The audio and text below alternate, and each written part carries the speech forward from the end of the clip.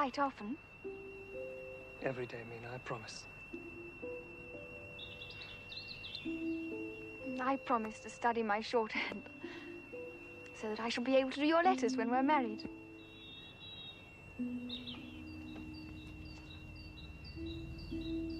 Jonathan!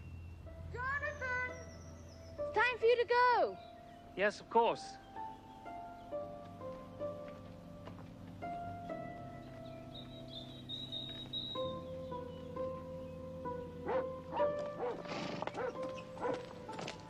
Oh, Jonathan, I do wish Bohemia wasn't so far away. Now, Lucy, you'll only upset your sister. But you don't know 2 words of the language. No, but one can tell from the Count's letters that he has a good command of English. I know you girls will laugh at your poor old mother, but I've had cook put up a few sandwiches for you, Jonathan. One never knows about food when traveling abroad. Thank you, Mrs. Westerner. That was very thoughtful of you. Well, it's time to go. Goodbye, Goodbye. Jonathan.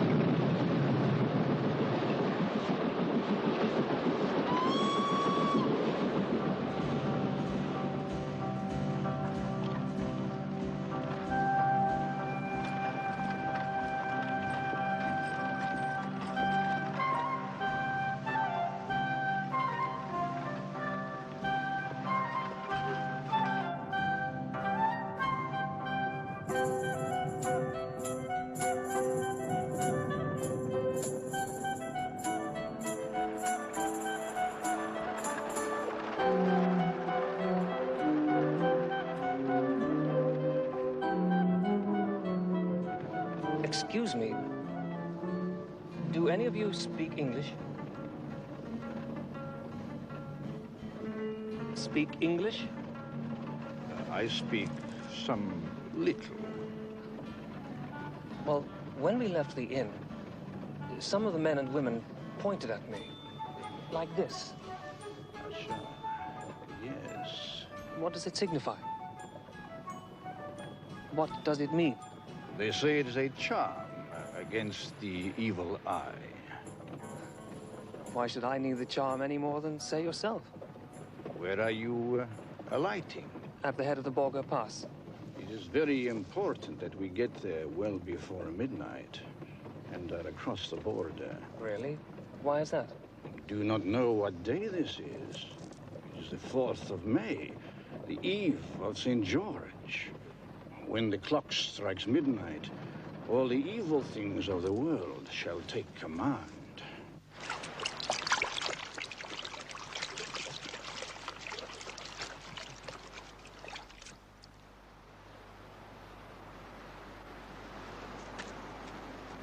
Concede quas omnipotens Deus, o protectiones tuas gratiae corrimus, liberaci a malis omnibus, serviamus securo tibimente serviamus.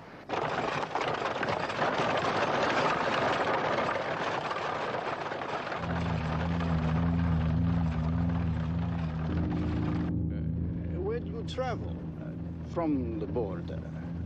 I'm a solicitor, and I'm taking some documents concerning a property in England for Count Dracula to sign.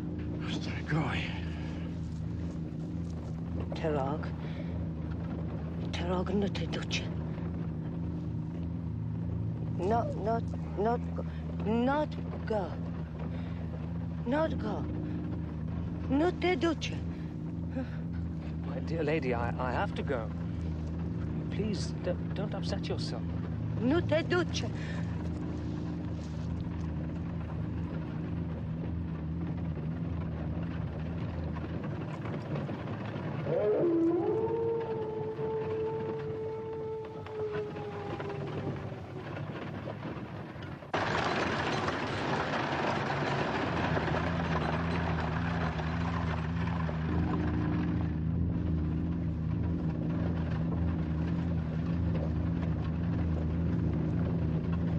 Have you, please, the correct time? It's 6:30. My repeti!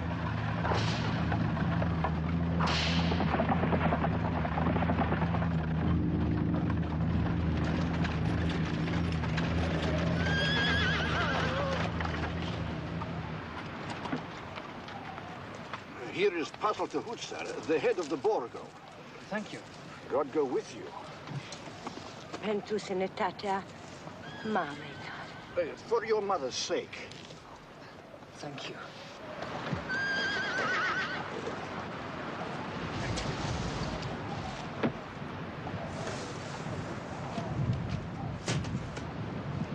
There should be a carriage waiting for me. Wait, moment, bitte. I was told there'd be a carriage waiting for me. I'm sorry, we cannot delay. We cannot. But you can't leave me here in the middle of nowhere.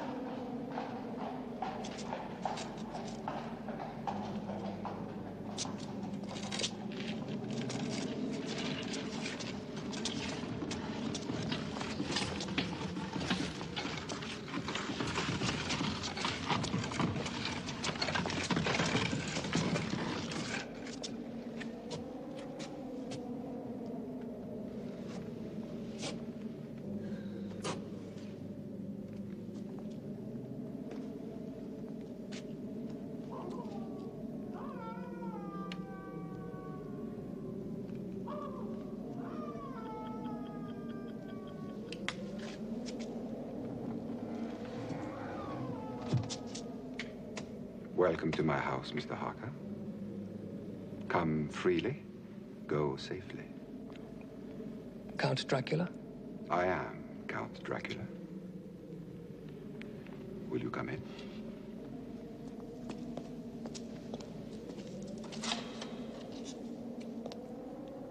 And please, leave here some of the happiness you bring. No, allow me. I insist. You are my guest. It is late, and the servants are not available at this hour. Close the door.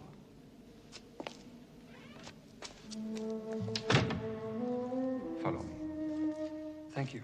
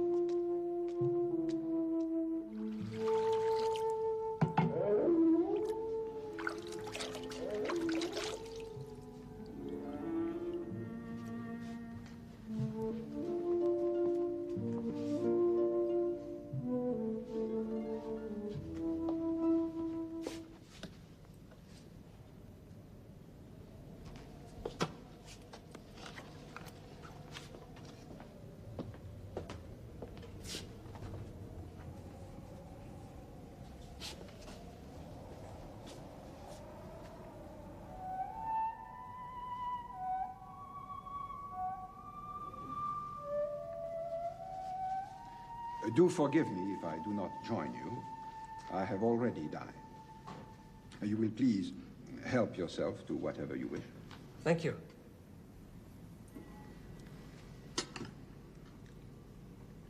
Some Tokai, perhaps?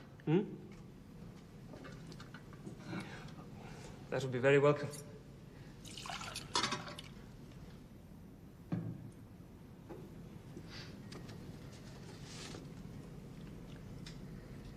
Excuse my asking, but these plates, are they solid gold?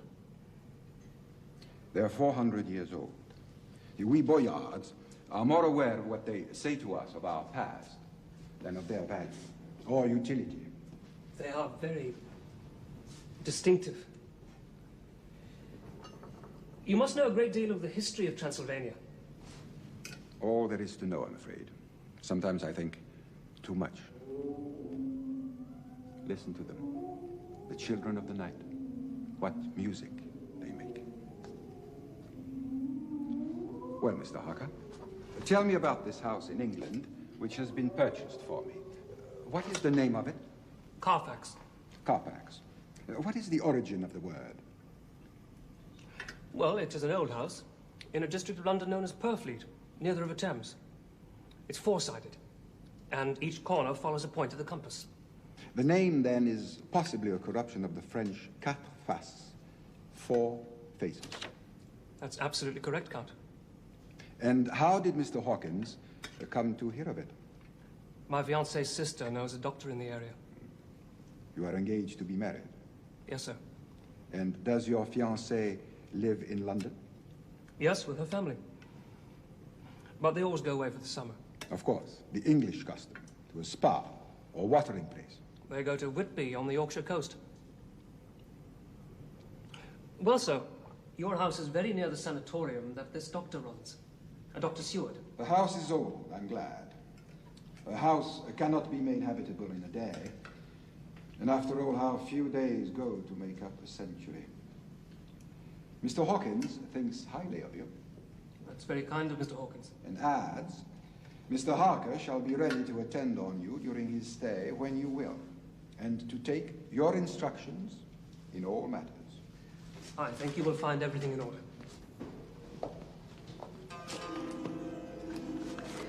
Thank you. Give it to me. There. It is morning. How inconsiderate of me to keep you talking. You must be tired. But tomorrow, you shall sleep as late as you will. Good night, Mr. Harker. Good night, sir.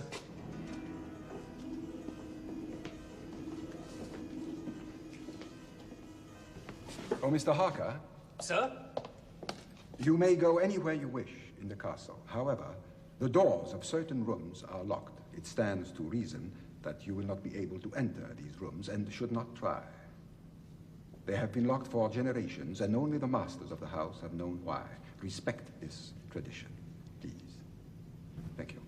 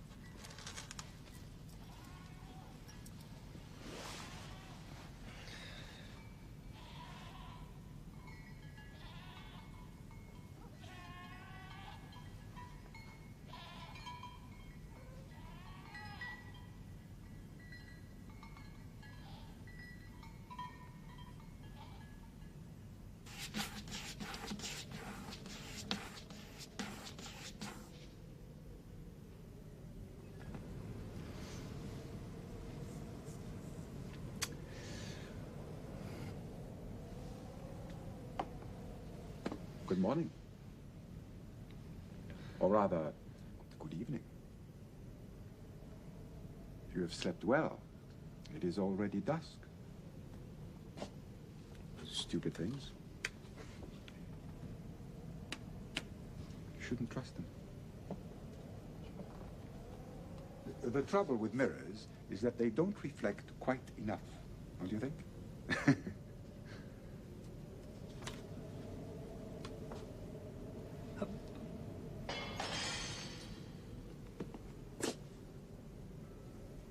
You've got yourself.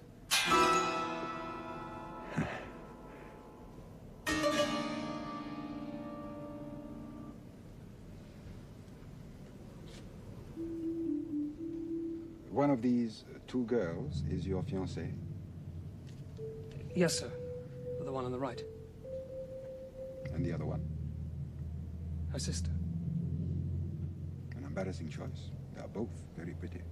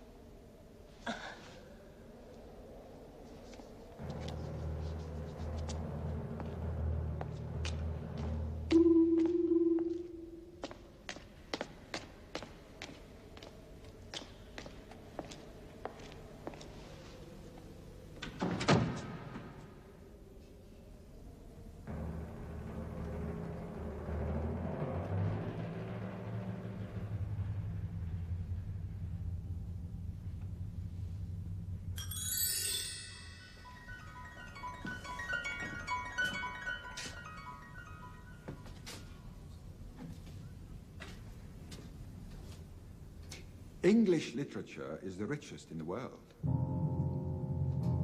But then, of course, I'm partial.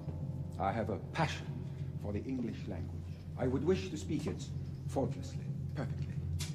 But you almost do, Count. This almost is disheartening. You shall remain here for a while so that I may learn from you and shatter this almost irrevocably. Please correct the slightest error in my speech. However small, please correct it. Frankly, sir, I was hoping to return to London as soon as you've signed the lease of the House of Purfleet. No, you must remain here for a month at the very least. A month? Do you really wish me to stay so long? Only my needs are to be consulted. Remember the instructions of your employer. Look upon it as a little holiday. I understand, sir. You will write to Mr. Hawkins and your fiancée, should you so wish. Or have you already done so? No, sir, I could find no writing paper in my room. Oh, there is some writing paper here on the desk. Please, sit down.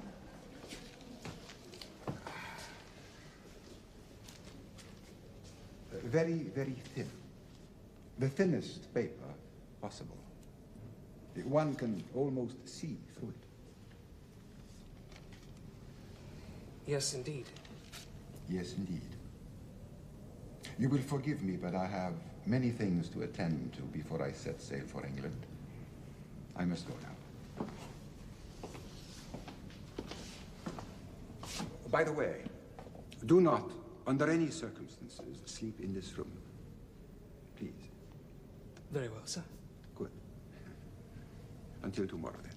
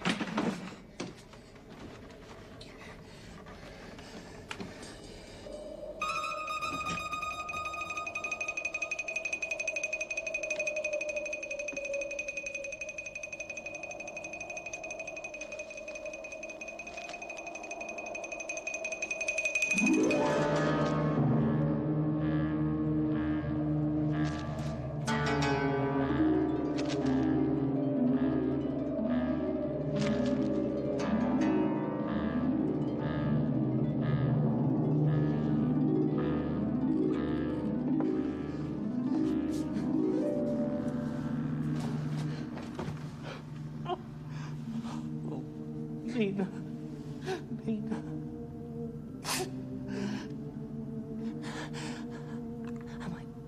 Am I going mad?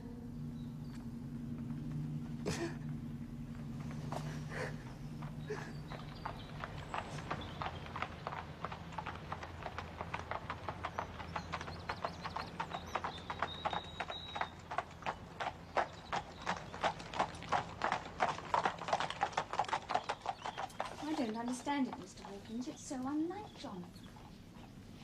Everything is going very well. I am very well. Nothing about his journey or what happened, nothing. Much the same story in mine, my dear. And I must say, I find it very surprising that he needs to stay a month. A month? Oh, no. The Count has requested me to remain 1 month.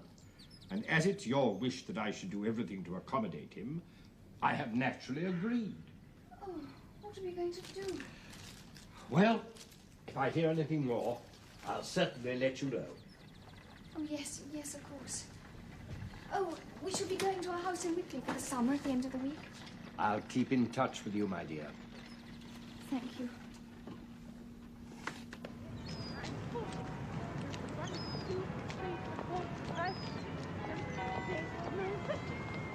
I've got to stop program.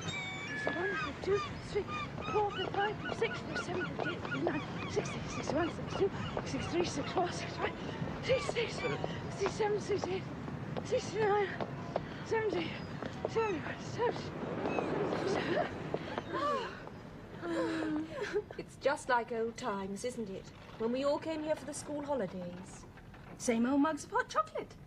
Well, darling, it was one of the few things that stopped you walking in your sleep. I haven't done that for a long time.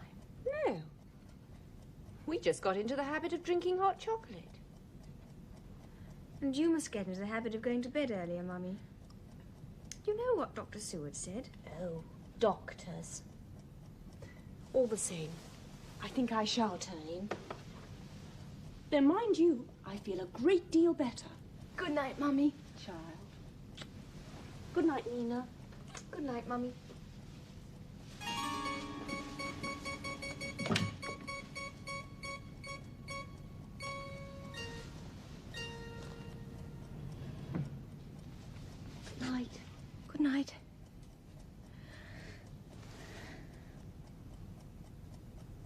really worried about Jonathan.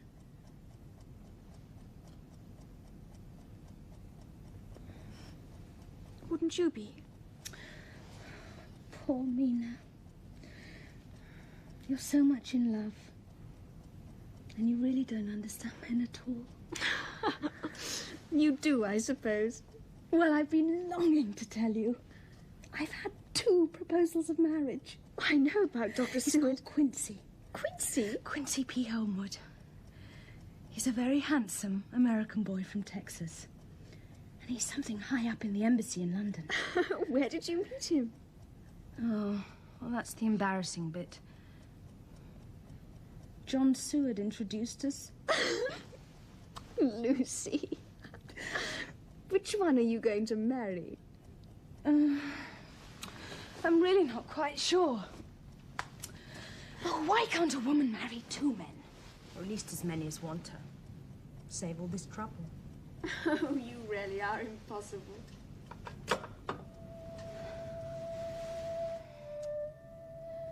Dear John, I think it'll be Quincy. Good night, Mina. Good night.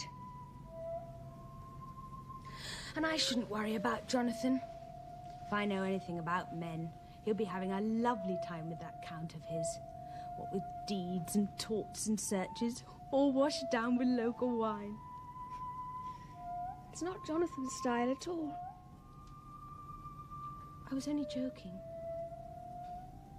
Good night, darling. Night.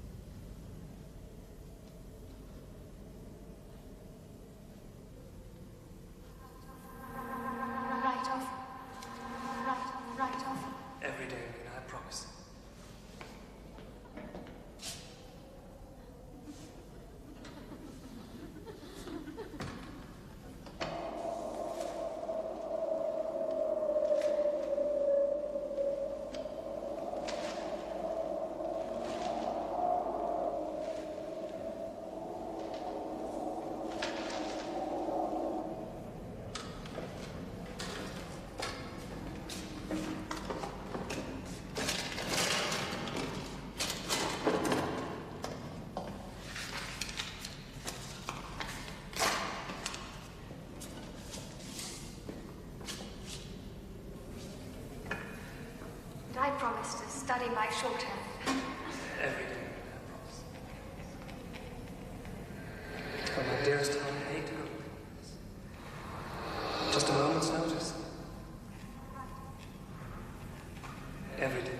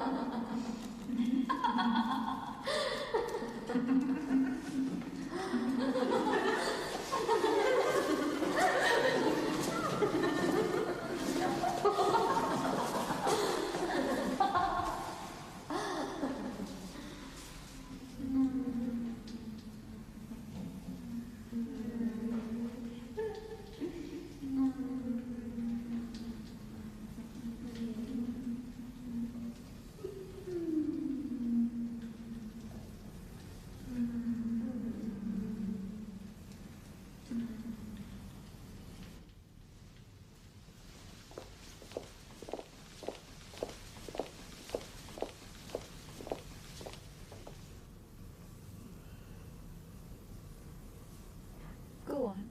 You can go first. Me? First? Will? Do you have to write?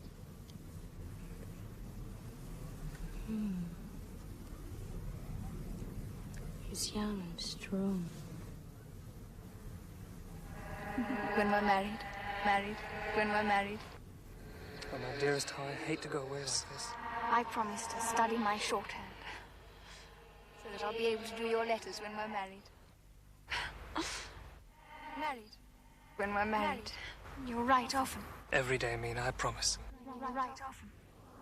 Write often. You'll write often.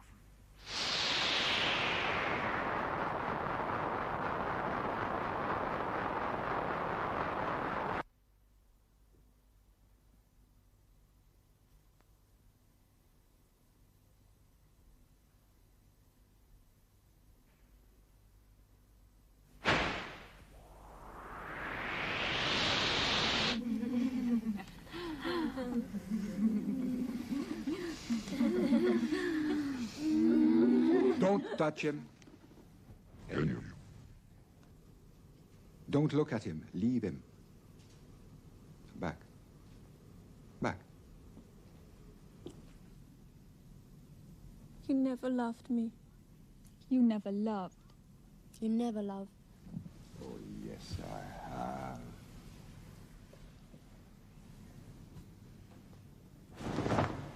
Come.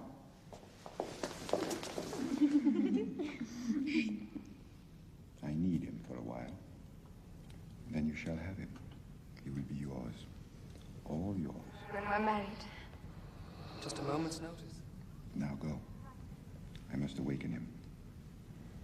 And tonight, you can give us nothing? Nothing?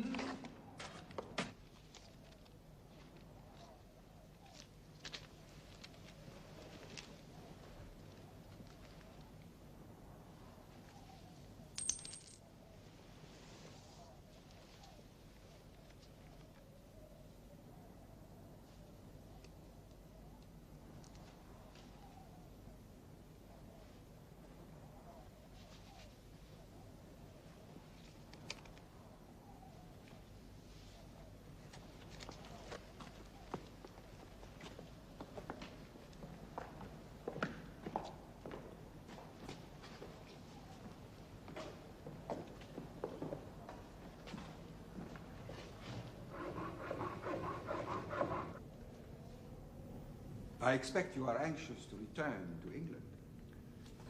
I should like to start back soon, it's true. Very well. Write a letter to your friends saying that you have already left the castle and have arrived at Bistritz, where you are awaiting the weekly express. May I ask with what object, sir?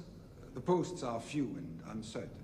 Writing now will ease the minds of Mr. Hawkins and your fiancée. Count Dracula. Yes? I've been struck by a curious fact. Yes? I've not seen a single servant since I've been here. Yet my meals are served, my bed is made. Tell me, are we alone in the castle? Alone? How could one be alone in this castle? In its most remote corners, the past, the living past, is present, surrounding us. That does not answer my question, sir. I've been here for 3 weeks and have not once stepped outside the castle. I would gladly have shown you the countryside if you had expressed the wish to do so. When would we have gone? In the dead of night? I've never set eyes on you during the day. I have a large estate to manage. Nor have I seen you eat. I eat alone. And who would have driven the coach? My driver? You are lying, Count Dracula. You are losing your temper, Mr. Harker. Who took me back to my room last night? Back to your room? What do you mean? I slept by mistake in the library. I witnessed a nightmare and woke up in my bed. How did I get there? Now, am I to be held responsible for a vivid imagination? Now you tell me to write a letter saying that I've already left the castle. Why? You're keeping me here against my will. Why? To improve my English, Mr. Harker, as you very well know. But if you wish to go, by the time you pack your portmanteau, my driver will be waiting for you to take you wherever you wish.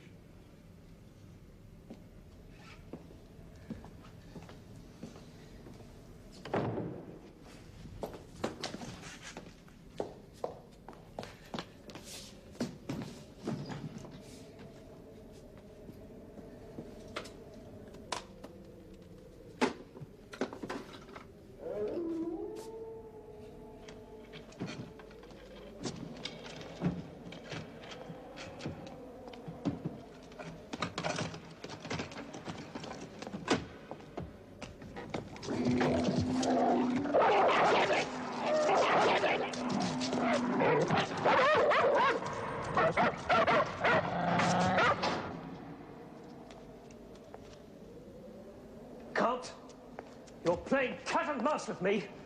I want to know the reason why. You do not trust me. No, I don't. And trust is essential in human relationships.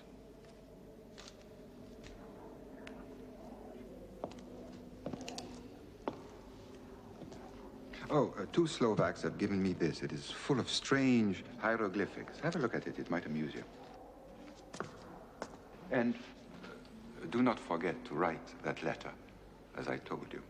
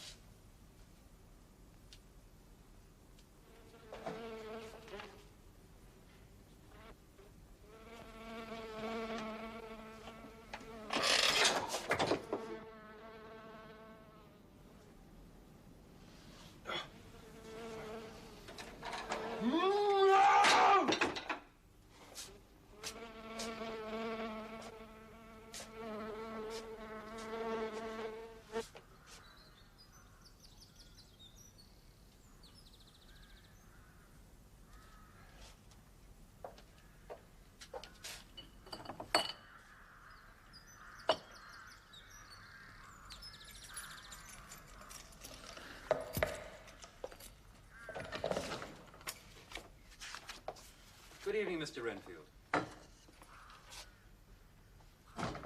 Ah, yes. Doctor. Do come in.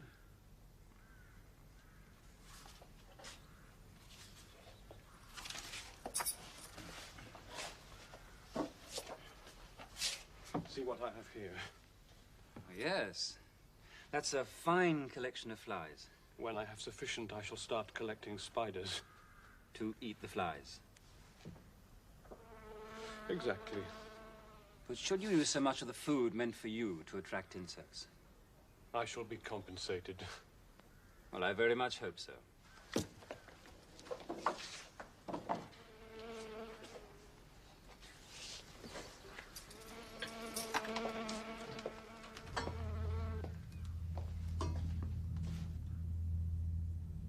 Master, master, are you coming soon?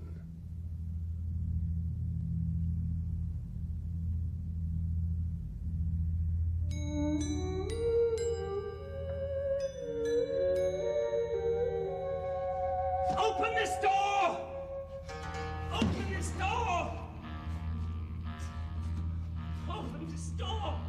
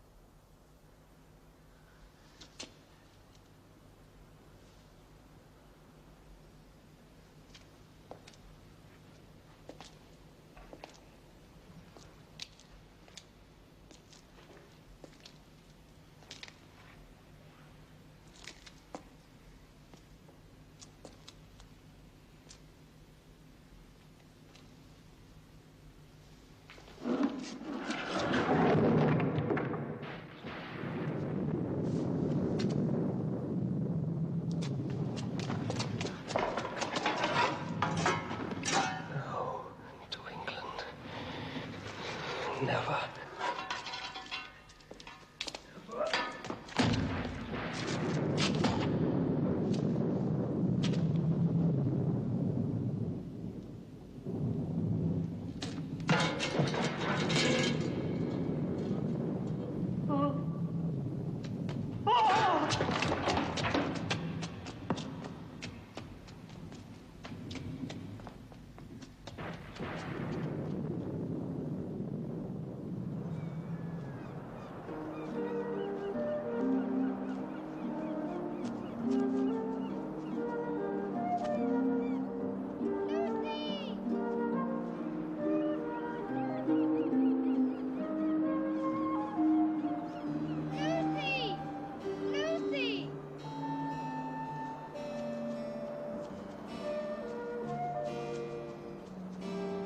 We should be getting back now, Lucy. See if the evening post has arrived, I suppose. I don't know what it is, but I have the most uneasy feeling about Jonathan. He said he'd write every day. Afternoon, Miss Reader. Miss Lucy. Afternoon, Mr. Swales. Still sitting among the tombstones. To know what lies was wrote on them. Look here. Sacred to the memory of George Cannon, falling off the cliffs of Whitby. Erected by his sorrowing mother to her dearly beloved son.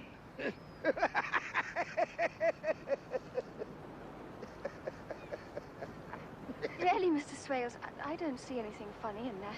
Of course you don't. Because you don't know.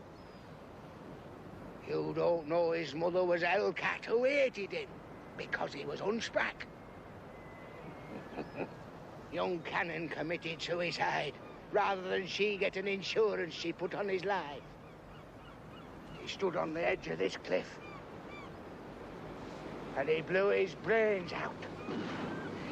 So of course he fell over. Now there's a dangerous sight for you. Dangerous? The sky.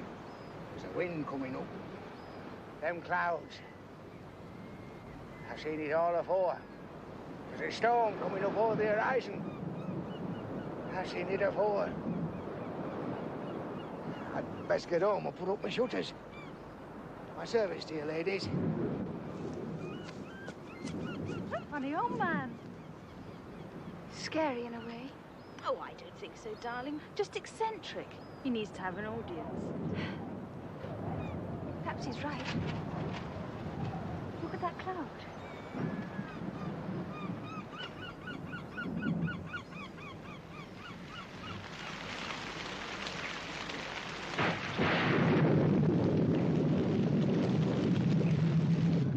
I've never seen such a storm.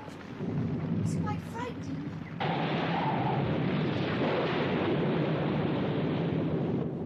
love lightning. I always think something exciting's going to happen. Oh, look! What? I thought I saw a ship. Where? Quite close to the rocks. Wait. There! Oh, yes, I saw it. It's heading straight for the rocks. Oh, how terrible!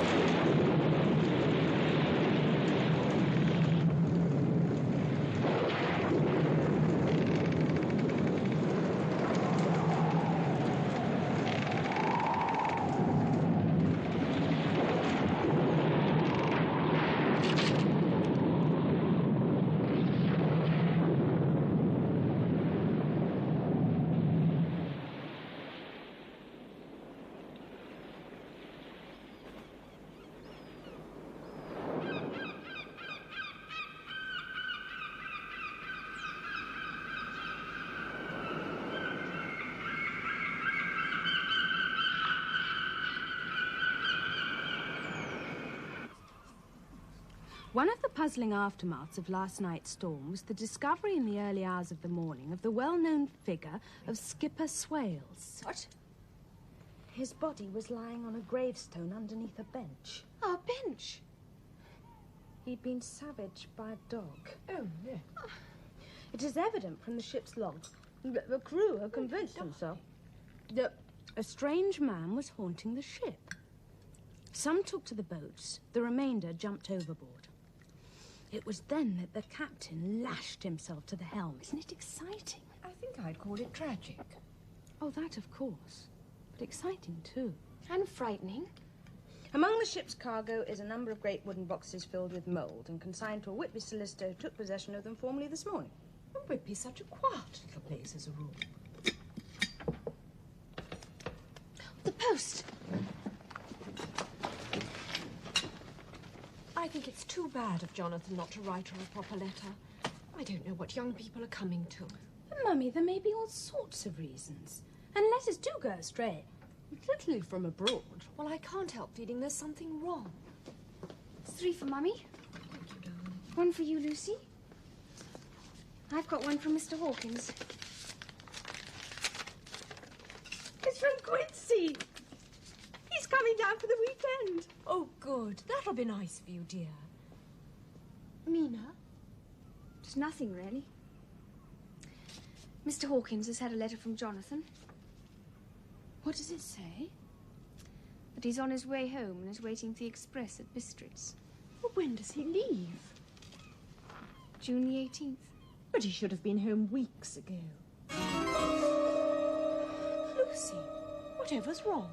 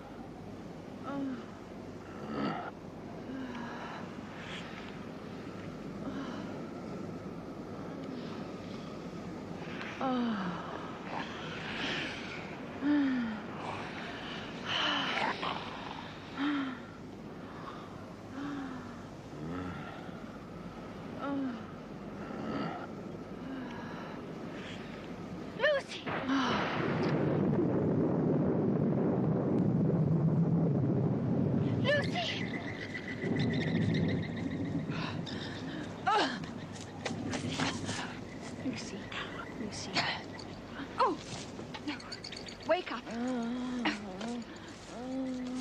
Wake up now, Lucy. Wake up.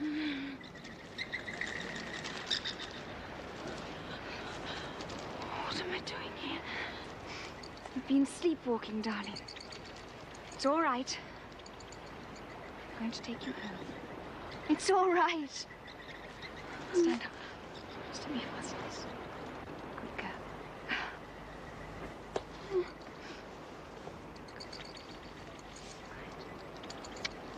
Come on, Lisa. Let's go home now.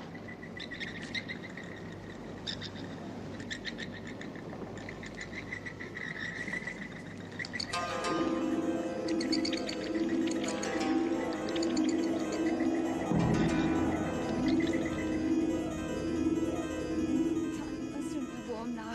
It's all right. Mina, please, you must promise. Oh, Lucy, don't you think that... No, no. Please. You know Mum is ill. It would only worry her. Don't tell her. Very well, dearest. I promise. Come on, let's get you to bed softly now. Take off your shawl.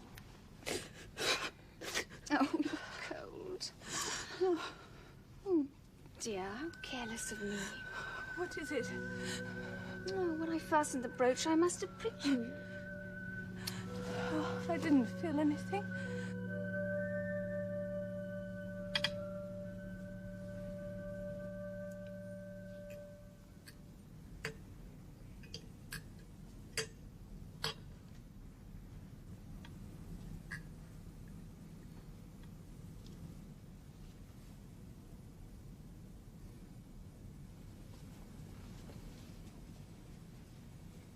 Why aren't you eating anything, darling?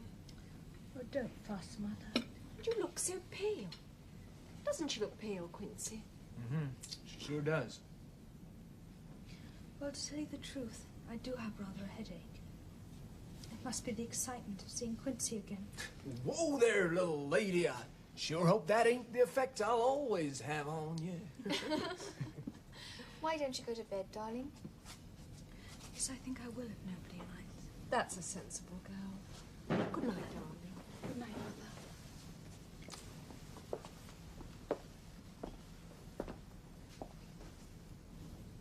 Well, good night, sweetheart. I sure hope you feel better in the morning. I'm sure I will. Tomorrow we'll go sailing. And we'll have a lovely time. Sure. Good night.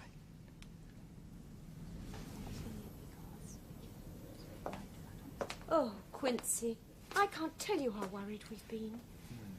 One day so happy and full of life. The next so white and, oh, I don't know. Well, isn't it time she saw a doctor? Yes, I think we should go back to London at once. You wouldn't mind, darling, would you? No, of course not. And then Jack Stewart could take a look at her. That's just what I thought. Well, Mina, it's such a lovely evening. Why don't you and Quincy stroll down to the promenade? Well, I wonder if the American consulate in Budapest could help find out where Jonathan's gotten to. Oh, Quinn, do you think they could? Well, it's worth a try. See, they could start by making inquiries at Bistritz. Isn't that where you last heard from them? Yes, it is. I would appreciate it. I'm so worried. Well, I'll cable them just as soon as I get back to London. Oh, thank you. Oh, shall we go back now? Well, I guess it is turning a bit blowy. Let's go. Yes.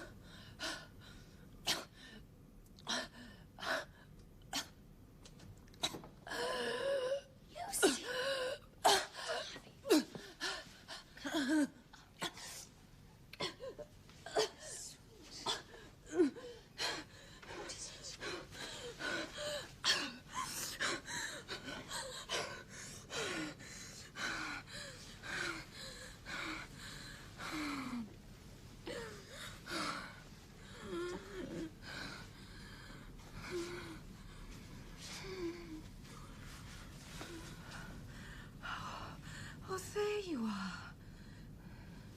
Yes. Yes, dearest. I must have been dreaming. Yes, darling. Tell me about it in the morning. I shan't remember it in the morning. There was something tall with dark red eyes, and there was something sweet in the air, and yet very bitter. And then my soul seemed to go out of my body and float about the room. And then you came and tucked me up in bed. But I saw you do it before I felt it. Isn't that funny? Did Quinn come into your dream? Quinn? Quinn? Quincy, Lucy. The man you're going to marry. Quincy? Oh, no. I don't think it was Quincy.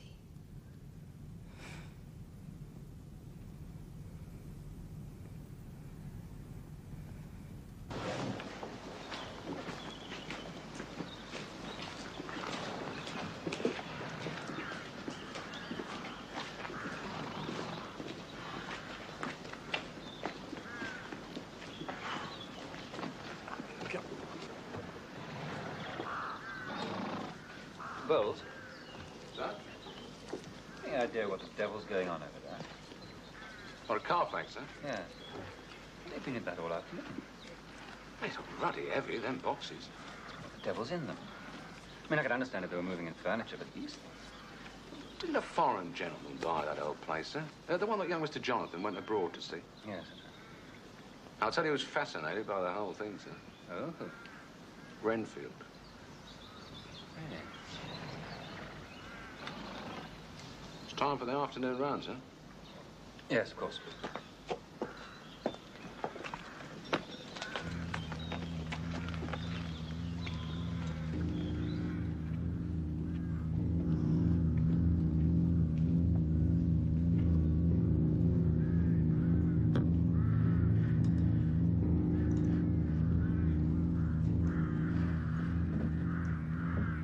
If a bird eats 50 spiders and every spider eats 50 flies and each fly is a life, how many lives has that bird? 50 times 50. Hello, Mr. Renfield. How's the experiment going? Fly spiders, birds, fly spiders, birds, fly spiders, birds, fly spiders, birds, fly Yes, spiders, I birds. see. Yes. Tell me, how did you manage to catch them? They were sent to me. By whom? I am not at liberty to disclose that.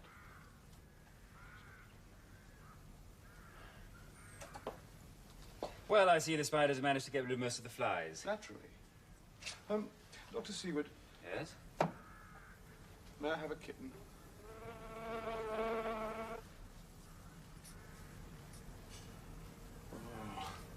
Oh, come on, man. We can't have that. Now, come on, spit it out. Come on, spit it out. Come on. Why?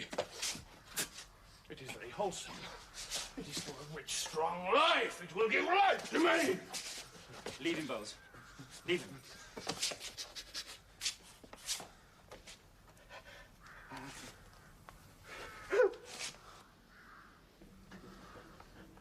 The kitten, please. Dr. Seward, please, please. Come and sit down. Sit down.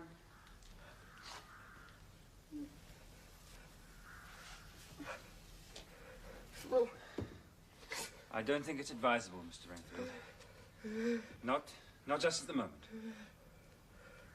Mr. Renfield. Mr. Renfield. I'm going to give you an opiate. I hope you'll drink it. Of course I will, Doctor. I know you are my friend. I will do whatever you tell me. Thank you. Bowles will bring it along shortly.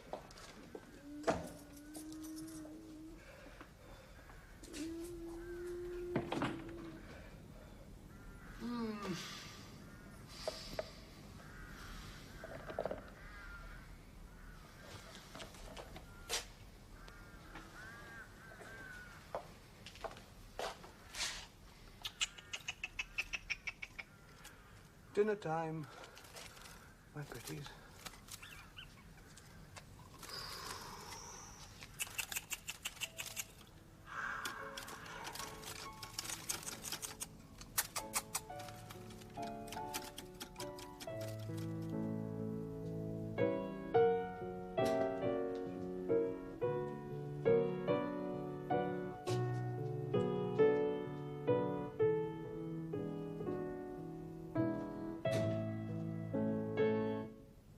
Mr. Hawkins, you're smiling. It's good news. Yes, yes. Jonathan is safe. Oh, and he's on his way home. No, my dear. He's in Budapest. I've had a message from the American consulate there. Yes, yes, that was Quinn's doing, but couldn't Jonathan have written himself? He's been quite ill, my dear. He's in hospital. Hospital? What's been the matter? Some terrible breakdown, it appears. I must go to him. I've already taken the liberty of making your travel arrangements. I'm having the tickets sent here by messenger. Now, God protect you, my dear. And a safe journey.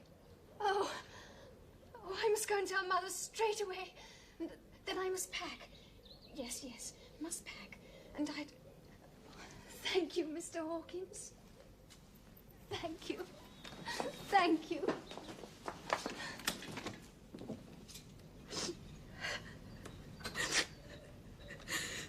I hear that Mina's found her long-lost Jonathan. But now, nearly finished. Look up for me. Up at the ceiling. Uh-huh. Now your hand.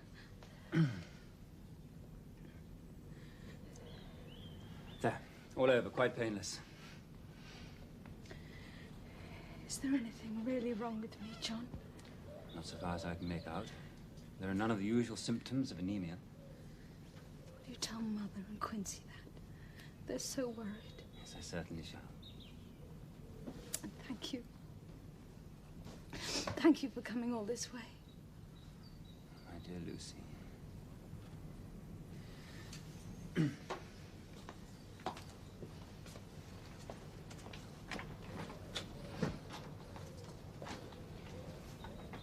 You don't know how glad I always am to see you. Good night, John. I'm going to seek a second opinion. But why, Jack? We all have complete faith in you. Oh, thank you, Quincy, but there are certain illnesses which lie outside my province. Who do you suggest? I think I can persuade my old professor to come over from Amsterdam. Not only is he a good friend, he's also a brilliant diagnostician and a specialist in obscure diseases. Good. Goodbye, Mrs. Westmore. Goodbye, John. Please, don't worry. Goodbye, Quincy. Bye, Jack. The post office, please, quickly.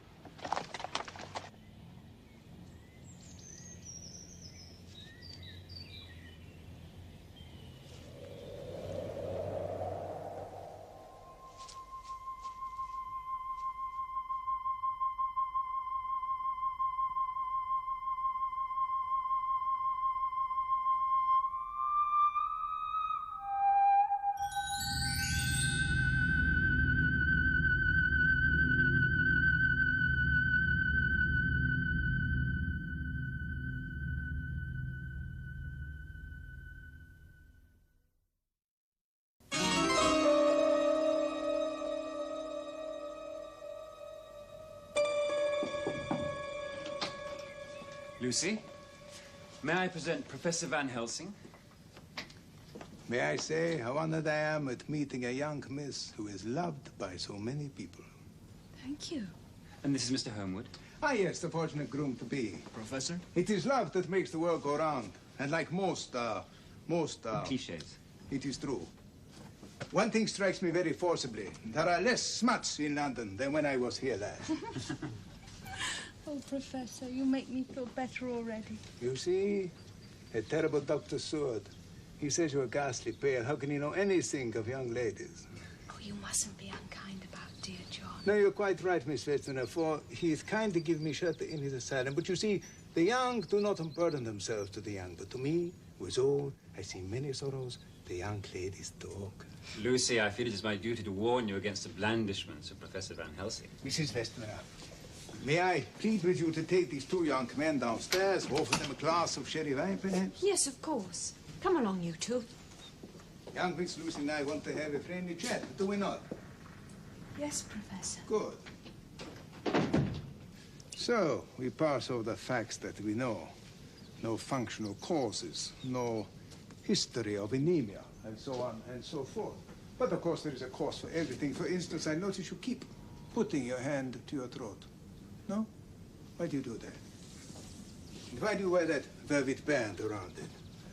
It's the fashion, Professor. And the buckle was given to me by Quincy. He must be happy when you wear it. Yes, he is. But since he's not here at the moment, you may take it off. Of course. You should not hide so lovely a neck. Those marks were caused by my sister this summer at Whitby, when she pinned a shawl around me. How long ago was that? Just a few weeks ago. Did it hurt? No. Has it hurt since? No, it hasn't. How did it come to pass that your sister was spinning a shawl around you? It was chilly. And? I was walking in my sleep. I see. Oh, well, that accounts for that. And when you sleep, do you have dreams? Oh, yes. And at the time, they frightened me. But in the morning, I can't remember anything. Do you think you could be worried about your forthcoming marriage? Oh, no. I love Quincy very much. Good. Now, one last thing. Will you allow me the liberty of examining your teeth and throat? Of course. Good. Now. Good.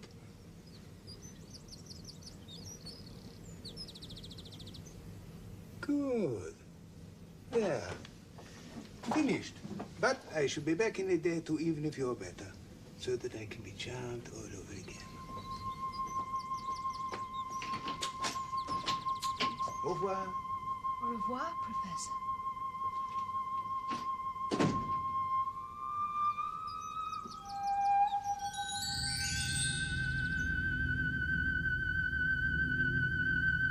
Would you like a drink? No, thank you, no. After a single examination, I do not wish to diagnose, but there is some memory stirring in my old brain. When we return to your asylum, John, we will telegraph Amsterdam for certain of my books, then we shall solve the mystery.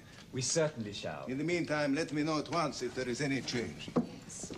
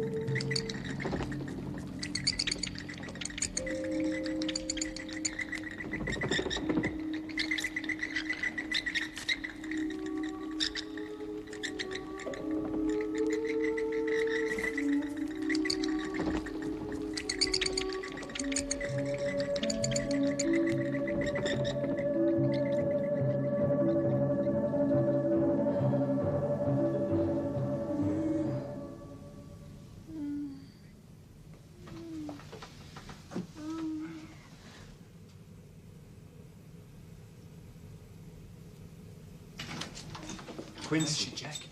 She must have a transfusion of blood. Oh, then I shall give it. I'll give the last drop of my blood for Lucy. I do not ask as much as that, but yes, let us prepare. Cut off, sleeve roller. Now, little lady, here is your medicine. See, I lift you so that you may swallow easy. Come now. Drink up like a good child.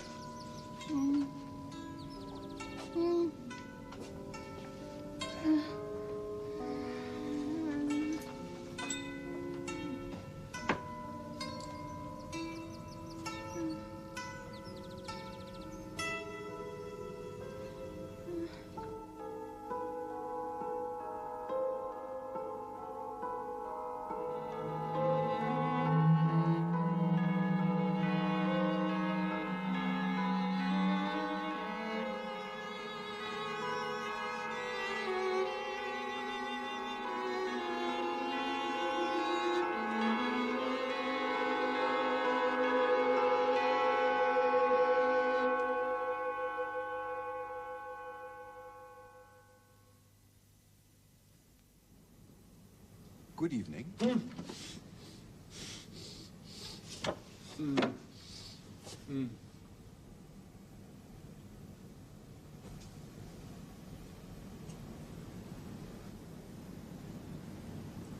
Master.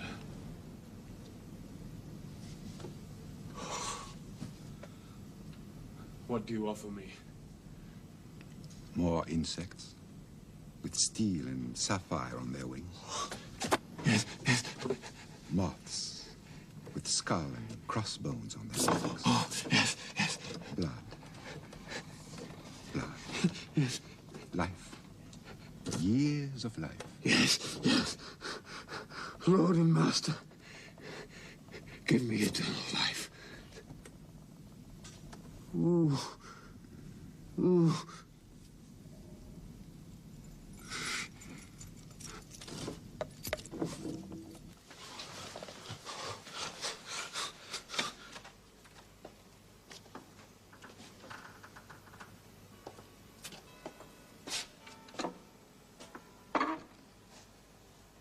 Lights. Huh?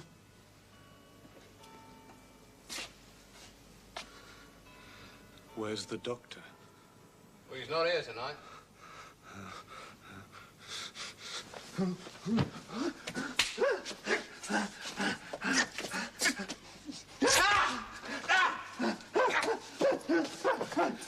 One more! One more!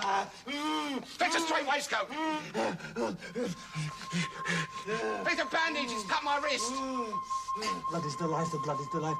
The blood is the life, the blood is the life, the blood is the life, the blood is the life. I shall live forever, I shall live forever. I shall live forever, I shall live forever.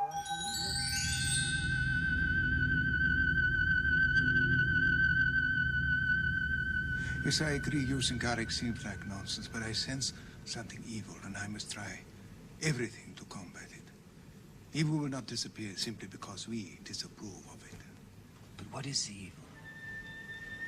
I believe there is a monster in our midst. Who it is, or where it comes from, or what form it takes, I know not. But of one thing I am certain, we must find out. Even then, heaven knows if we are in time to stop it. Now, these are for you, Miss Lucy. For me? Yes, but they are not for you to play with. They are medicine. Oh, do I have to eat them? Oh, no. Do not make a face. They're not for you to take any decoction. This pretty little necklace, for instance, is for you to wear around your neck to help you to sleep. Like the lotus flower. It will make your troubles forgotten. Bertha, you must be putting a joke on me. These flowers are nothing but common garlic. I do not joke. There is purpose in all I do, and I must warn you, do not thwart me. Take care for the sake of others, if not for yourself. I'm sorry. Oh, my dear little Miss Lucy, please forgive me. There may be much virtue in so common a flower. Now, good, John. Now we take some more. So, and we repeat the process around carefully the keyhole and all around, all the way around the door.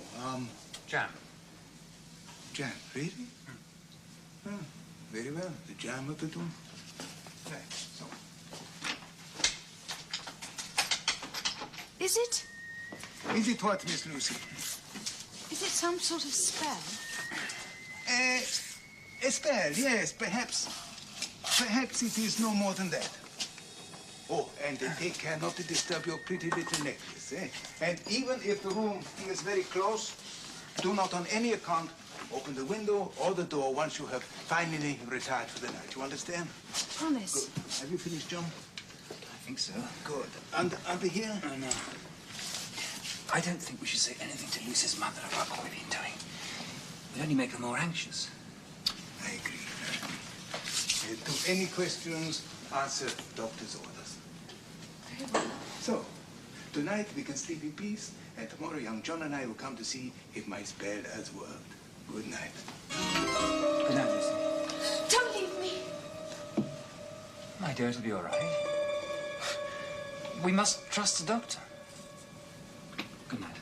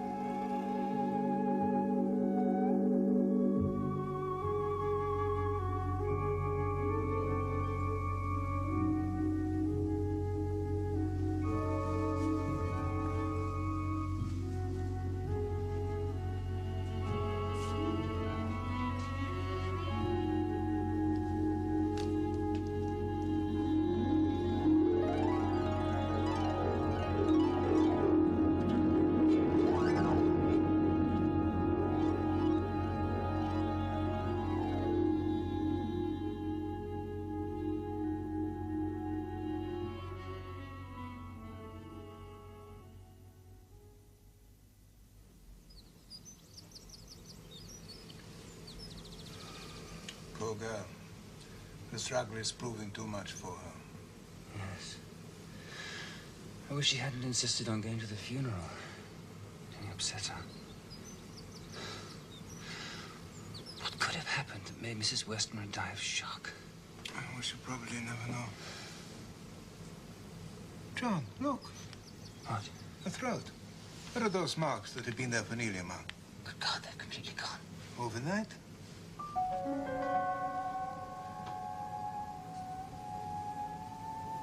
She's dying.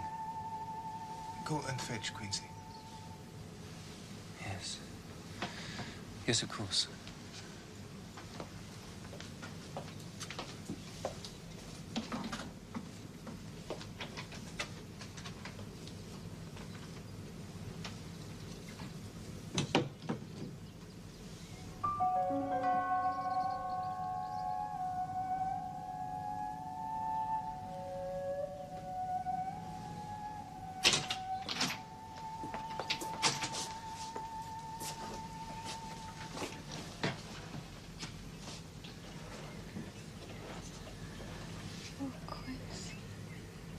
My love, I'm so glad you've come. No, no, no. Hold her by the hand. It will comfort her more. I've been to see the house again, sweetheart. It's gonna be all ready to move into right after our honeymoon.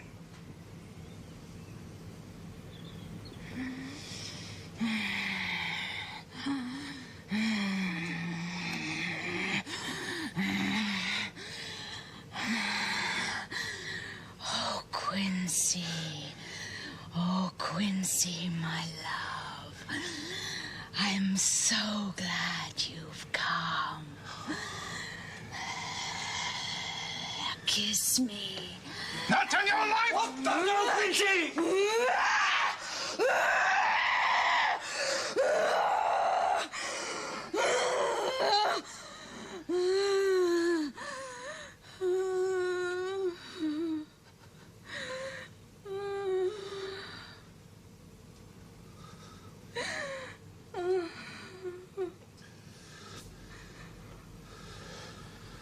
Oh, Professor.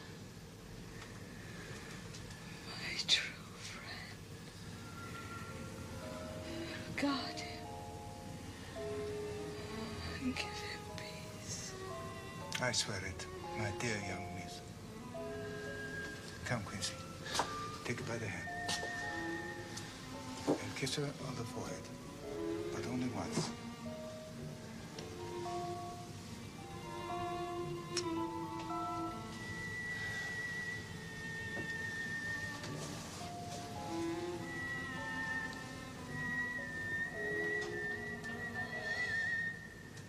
It is over.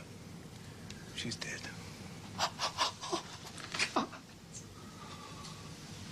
Why? Why? Oh, Quincy. Come, Quincy. Look at her. Now look at her well. She doesn't look sick anymore. God is merciful. She's at peace. It is the end. Not so, alas. It is only the beginning.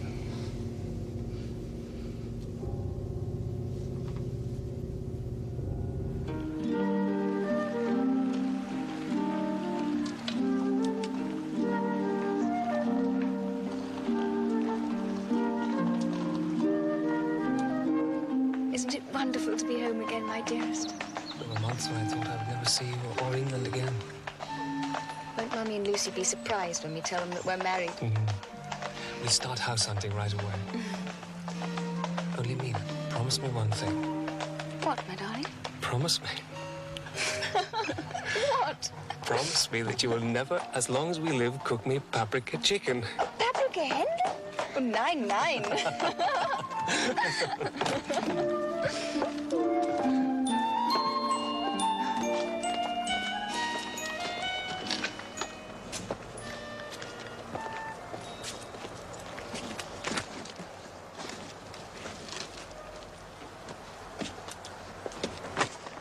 Now, my good man, what do I owe you?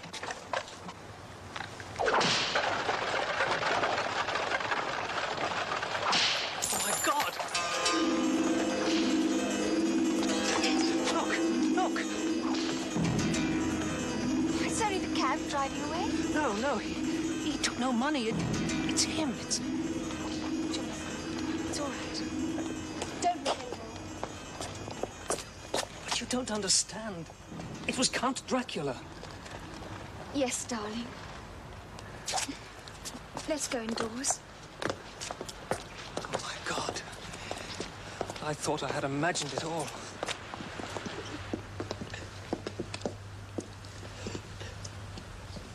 There was just no way of letting you know how ill she'd become.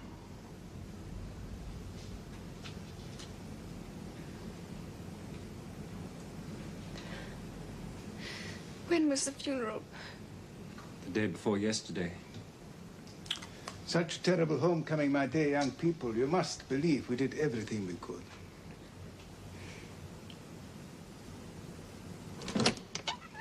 Dr. Seward and I have an assignation. We must take our leave.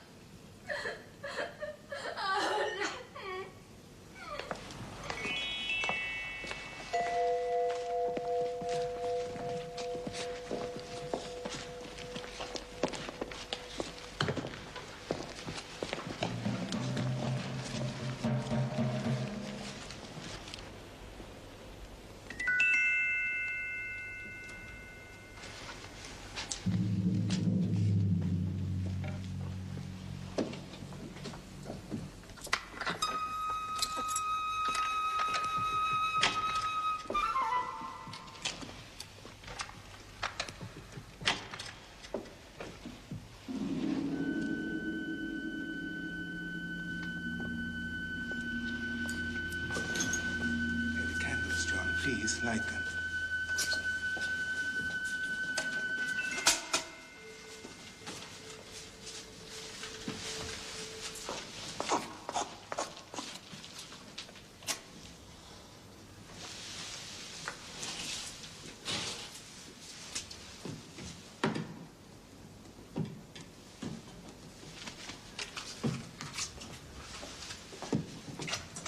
What are you doing? As you see, cut off her head. What? Mutilate her body? Why? It's monstrous. Friend John, I know you loved her, but there are certain things of which you have little knowledge. I do nothing without good cause.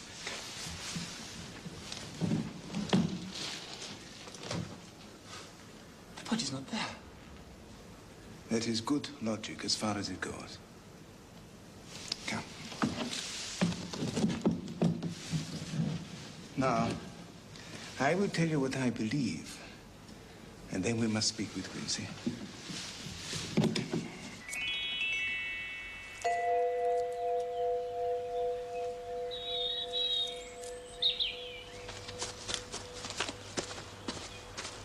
Body snatchers. With the key to the vault? No. Try again, young friend. John, look. Good Lord.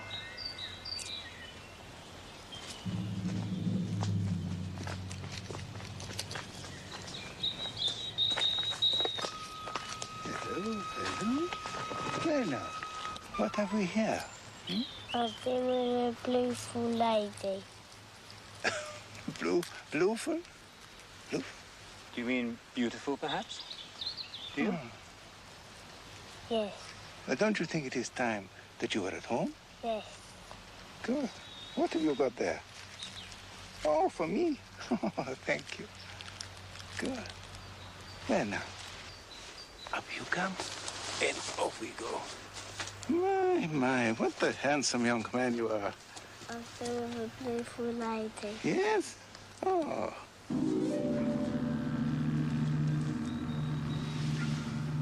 My God.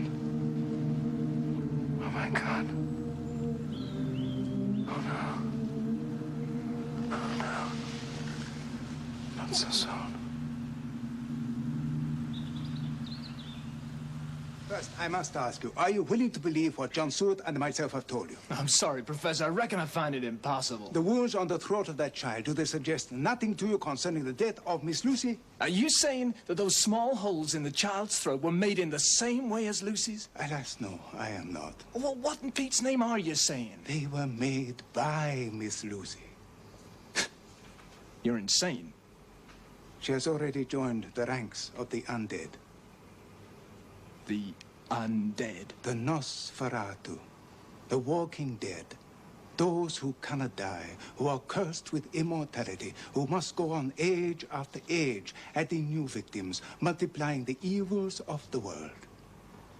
You see, Quincy, she became the prey of a vampire. She is now a vampire herself. And now, I must tell you the terrible thing I propose to do. Okay.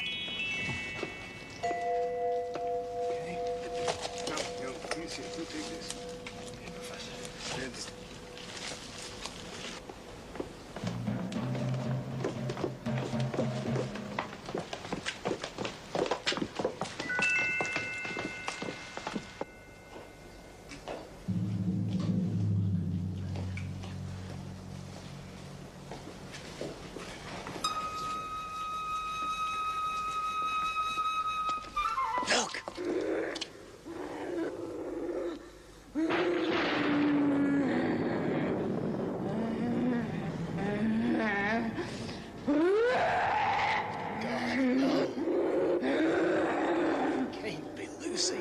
Not your Lucy, my friend, no.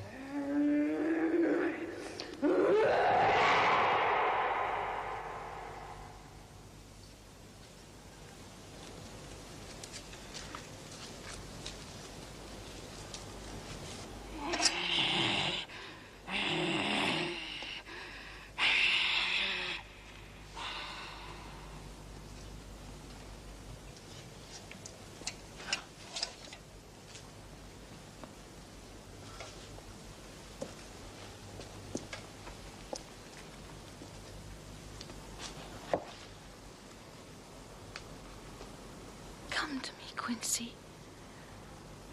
Come, my love.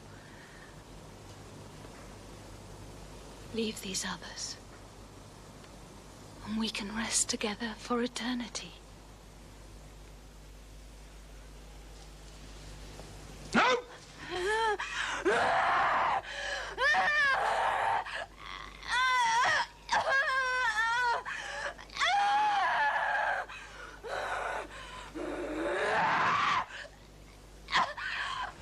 Answer me, friend, Quincy. Am I to proceed with my work?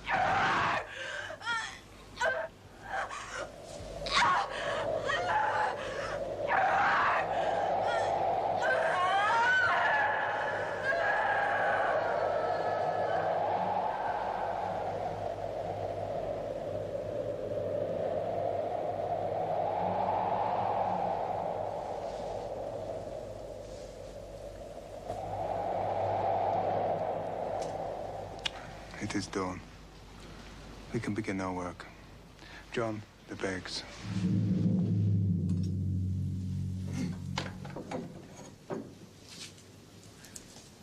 John. John, please. Thank you. Friend Quincy, when this undead lady becomes truly dead, then her soul shall again be free, and she shall take her place among the angels. So, John.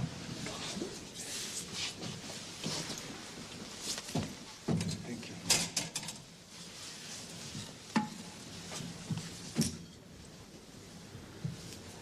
you. It will be a blessed hand that shall strike the blows. No. Brave young friend. A moment's courage, and it is done. So, place the point over the heart. So, take the stake in your left hand. Take the hammer in your right hand. And when I begin to read the prayer for the dead, strike in God's name, so that the undead shall pass away.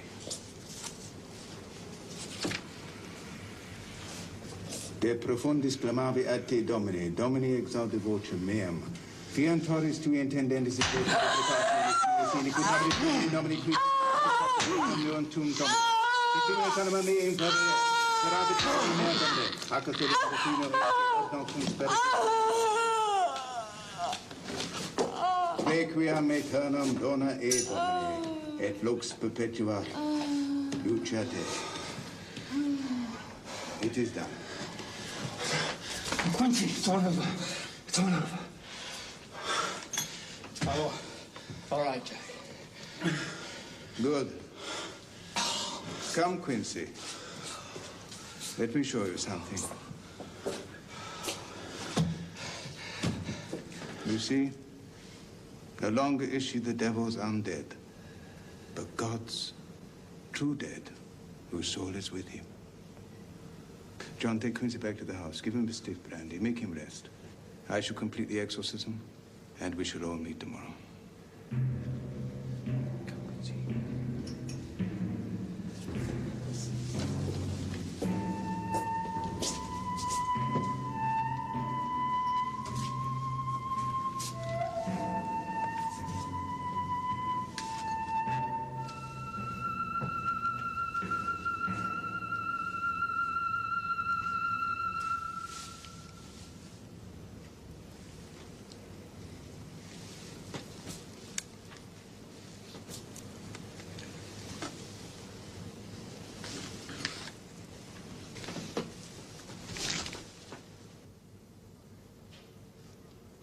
So there is no doubt in any of our minds that Mr. Jonathan's journal and Madam Mina's account of our summer days in Whitby prove that Count Dracula is a vampire and in this country. No doubt at all. Good. Your journey to Whitby, was it rewarding? I think so. I spoke to the harbour master and a local solicitor. 50 boxes of earth were brought ashore from the wreck and delivered to Carfax. I don't grasp the significance of these boxes or the earth. It is only on earth that has once been consecrated, once been, hallowed? Exactly, thank you. Earth that has once been hallowed, that the vampire can first seek sanctuary. And where does this earth come from? From the graves of Castle Dracula, from the Count's ancestors, from his children, his children's children, all hallowed grounds in the eyes of God. And we must stamp out this terrible and mysterious enemy. Do we fight? What say you? I answer for Mina and myself. Count me in, Professor. I will do whatever I can, of course.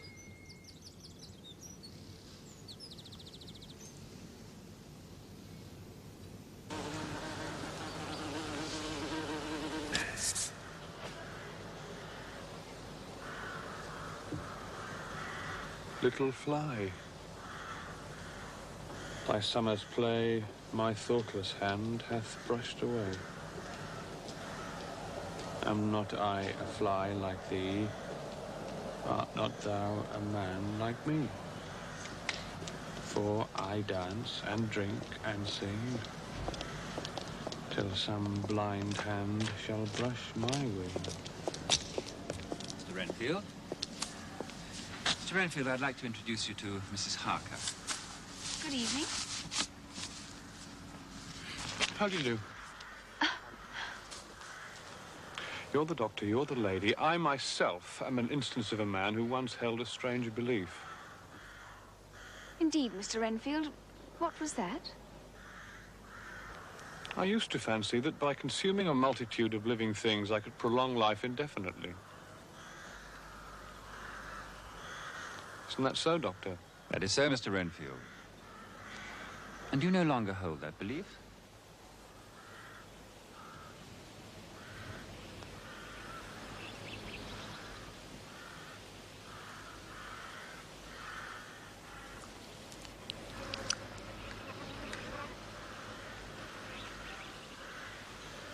Oh, I have some advice on the subject of Madam Mina. Jonathan. Her health has been all important, but now she must have no more to do with this terrible affair. The risk is too great. She is too precious, and we men will act all the more free knowing that she is not in danger. Very well. I'll take her back to Hampstead and then return here.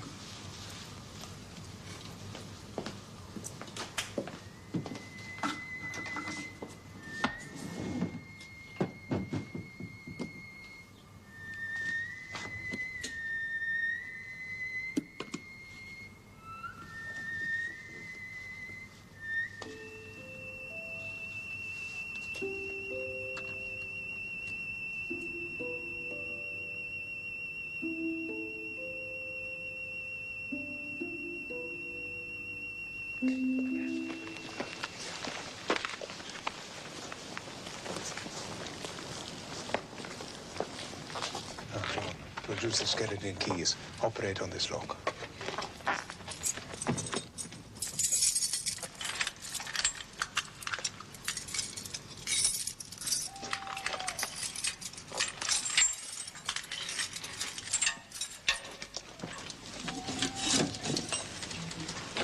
It appears the Count has a penchant for stacking his boxes in holy places. Now, Jonathan, you know the layout of the house and grounds. Is there a chapel? Yes, there is. Good. They lead us to it.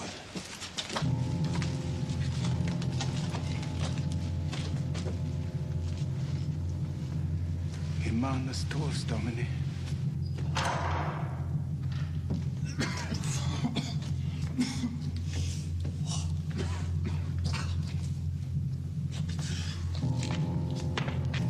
God in heaven.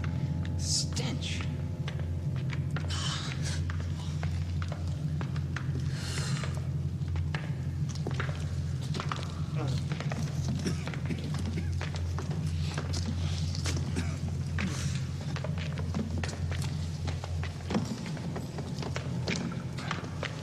Sickening.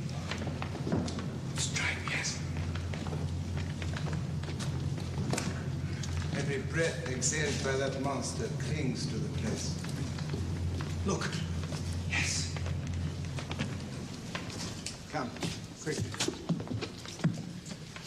We will open the boxes one by one, and I will sterilize the earth. How, Professor?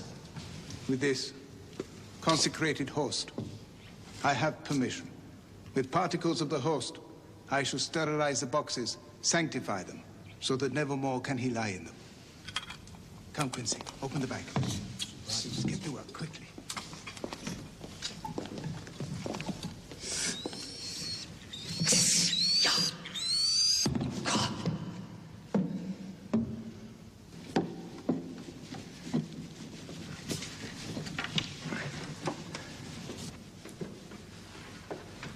My God, look. What is it? Where? There, in the corner.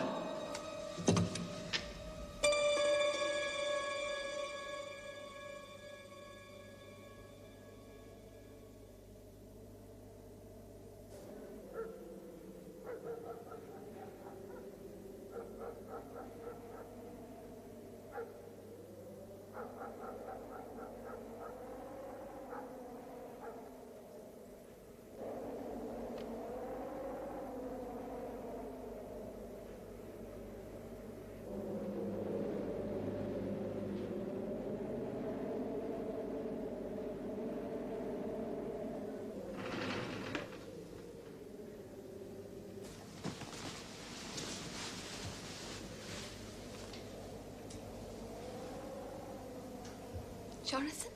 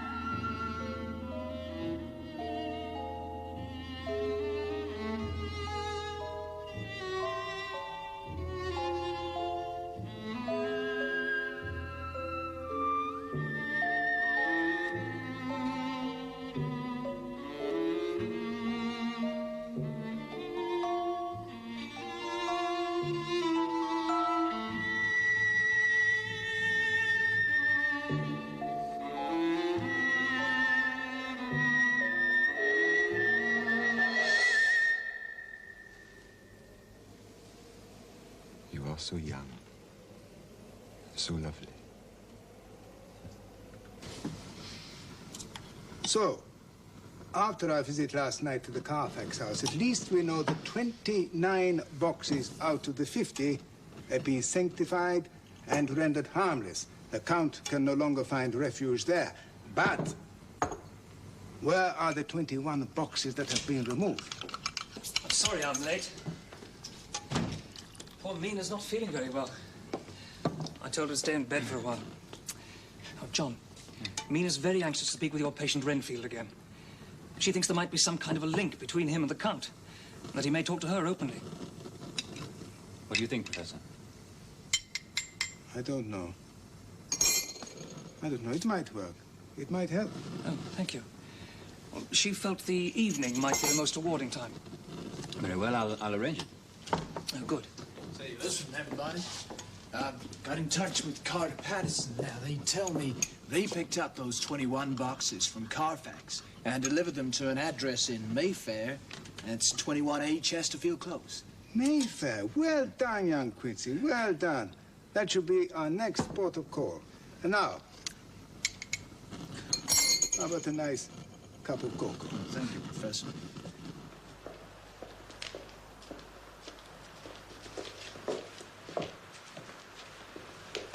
There's a young lady to see, Mr. Renfield.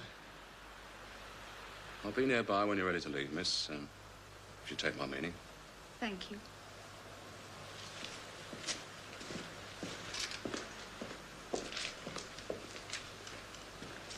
Good evening, Mr. Renfield. Who are you? I'm Mrs. Harker. We spoke yesterday. Where? In the garden. I was with Dr. Seward.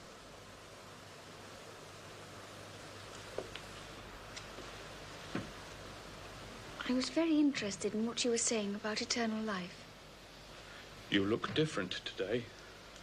Do I? Quite different. Tell me, then, more about your theories, flies and spiders and so on. The wings of a fly are typical of the aerial powers of the psychic faculties. Yes, I can see the analogy. The ancients did well to typify the soul as a butterfly. Are you interested in souls, Mr. Renfield? Of course I'm not. Life is all I want. Doesn't each life possess a soul? What? Even a fly and the sparrow. Can one take a life without being responsible for the soul? Why do you go on about souls? I don't want to know about souls. I had a terrible dream last night. You're trying to confuse me. Mr. Renfield, will you help me? Why? I feel we understand each other. In this dream I had, dogs were barking on the heath. I thought I heard you shouting, protesting.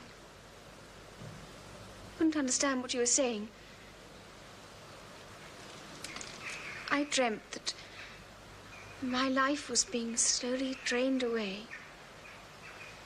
and that when I had no more blood, my soul would never find peace.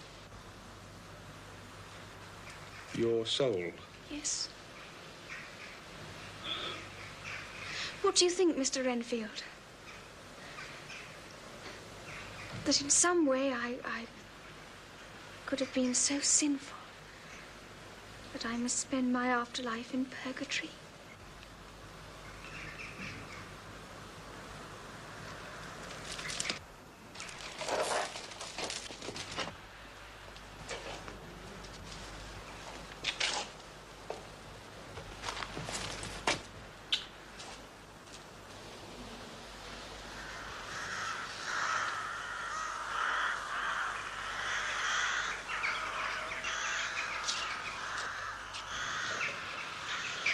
I pray God I may never see your sweet face again. May he bless you and keep you.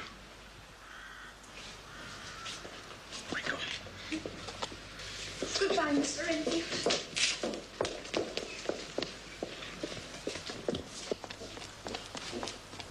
Seward. Thank you, Bowles. Dr. Seward. Dr. Seward. You must let me go at once from here. Go, Mr. Renfield. But why? Now. This very hour. Let them take me in a straight waistcoat. Manacled. Leg ironed. Even to prison. Let me go. Is there something Mrs. Harker said that's upset you?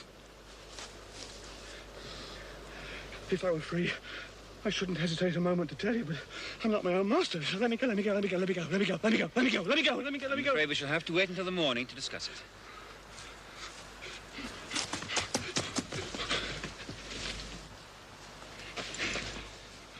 I'm not a lunatic in a mad fit. I'm a sane man, fighting for his freedom. Come, Mr. Renfield. No more of this. Come. I want you to go to your room. Try to behave more discreetly. Dr. Seward, I trust you will do me the honor to remember that when this night is out, I did what I could to convince you. Renfield.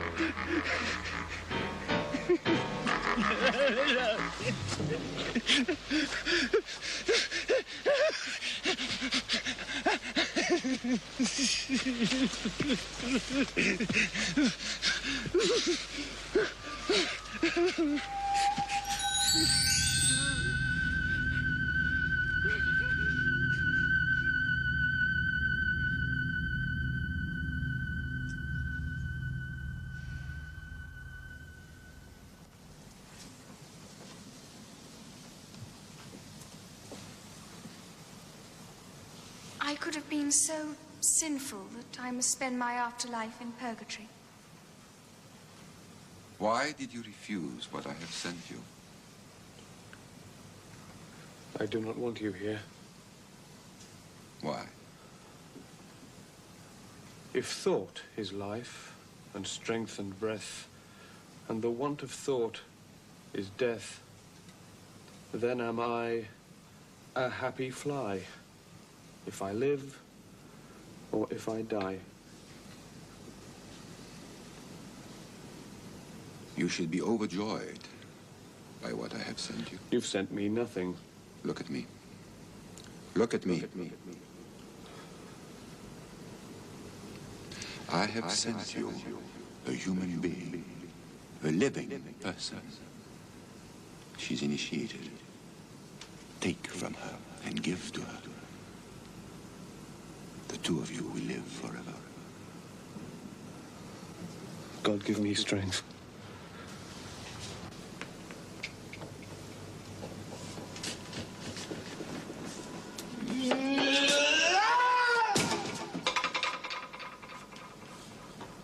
He has previously shown the same growing excitement as, for example, when he asked for a kitten. This excitement...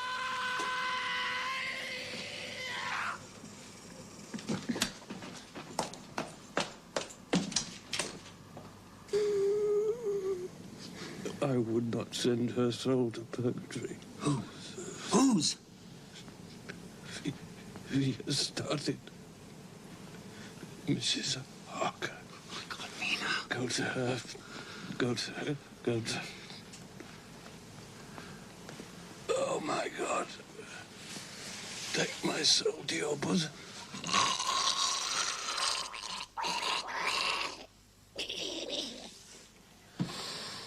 Bowles, get my carriage. Quickly. Let's get to Hampstead.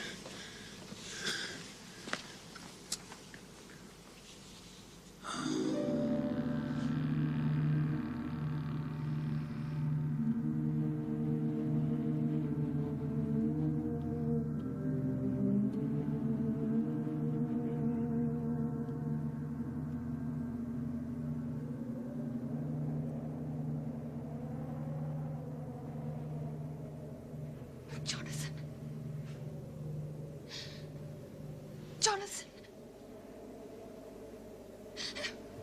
Wake up! Wake up, Jonathan! Your husband will not awake.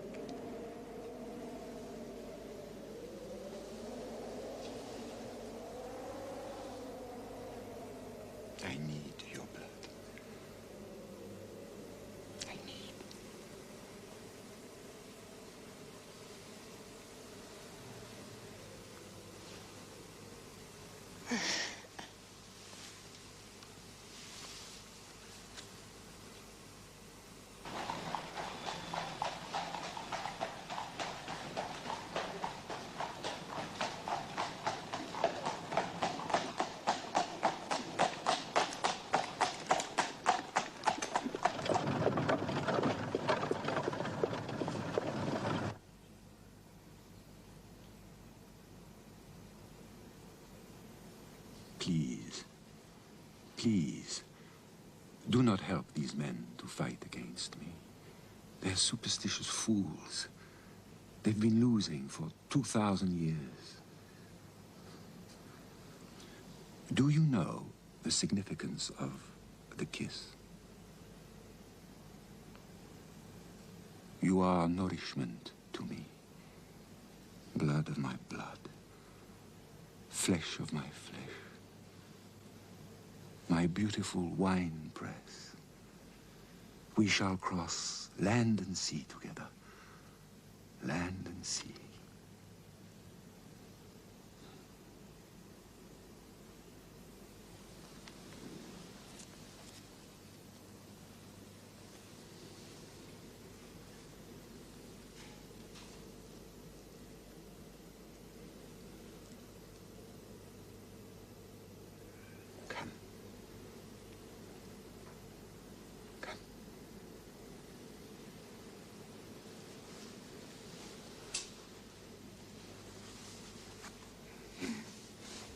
Take from me. Take. Drink. Drink. Drink. Life. Life. Drink. Drink. Drink. Drink.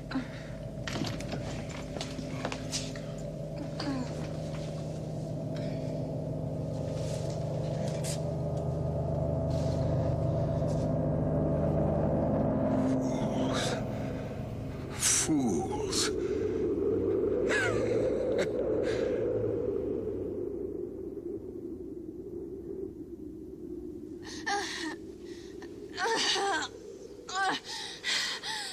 What's the matter? Jonathan! No! I'm clean. What's happened? I'm clean. I'm clean. Professor, what are you doing in here? John! The Count has been here. Why didn't you wake me? I tried. Mina, that blood. Yes. No, don't touch me. I mustn't touch you. I mustn't kiss you. Madamina, Madamina, have no fear. God will protect you. And we shall now invoke his help by touching your forehead with the Holy Eucharist. In nomine Patris, et Filii, et Spiritus Sancti.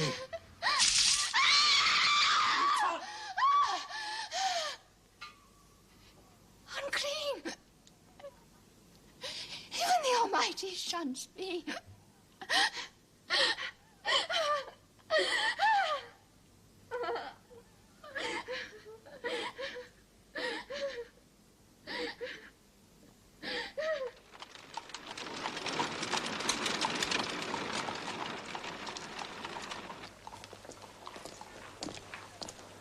Professor? Thank you. My books tell me that he was an extraordinary man. Soldier, cunning statesman. No branch of study was too difficult for him. And the power of his brain has survived his death. In nomine Patri, et Filii, et Spiritus Sancti. Amen. But he shall not escape. We shall corner him, and we shall drive the stake through his heart. I pray God that I may do the deed. God will act in his own way, and in his own time.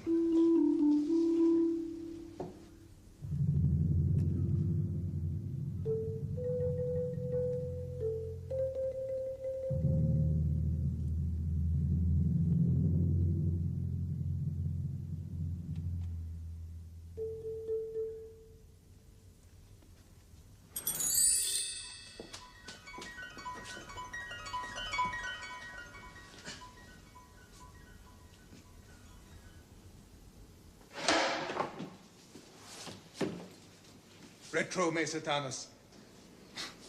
Yes, it always sounds more convincing in Latin, Professor, doesn't it? You give an order to retreat. We guard ourselves from your touch. using a cross as a talisman, an instrument of torture and humiliation. A symbol of trouble and trial by which our Christian faith is tested. You seek to destroy me.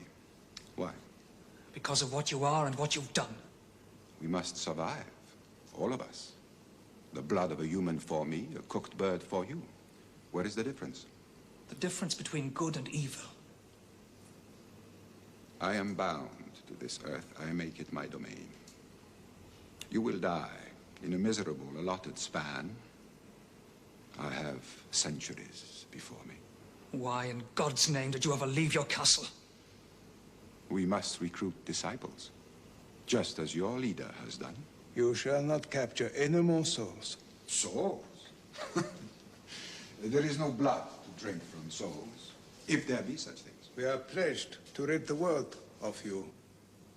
It will not be easy.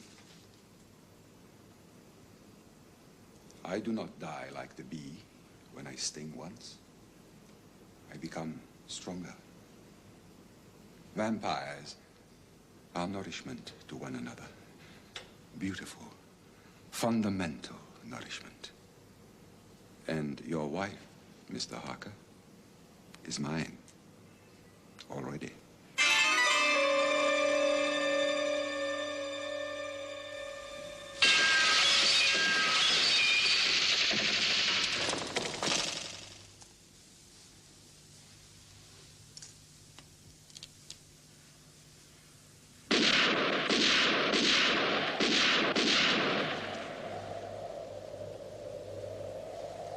You think you will leave me with no place to rest?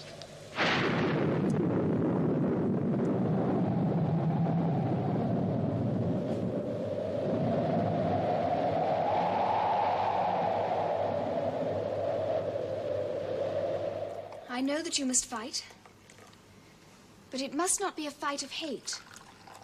That poor soul who's brought about all this misery is the saddest one of all. Mina, how can you say such things? If I could send his soul to burning hell forever, I would do it. Hush, Jonathan. You must be pitiful to him, just as someday you may have to be pitiful to me. Also, I believe the Count can somehow force me to tell him what I know and be in league against you. I don't believe that. No? Do you think that I don't look at myself in the mirror? Oh, dearest, don't. Yes, yes, we must face facts, however unpleasant. Tell me, how many boxes did you find at Bermondsey? 8. And at the Mile End? 4. And sanctified them all? Yes.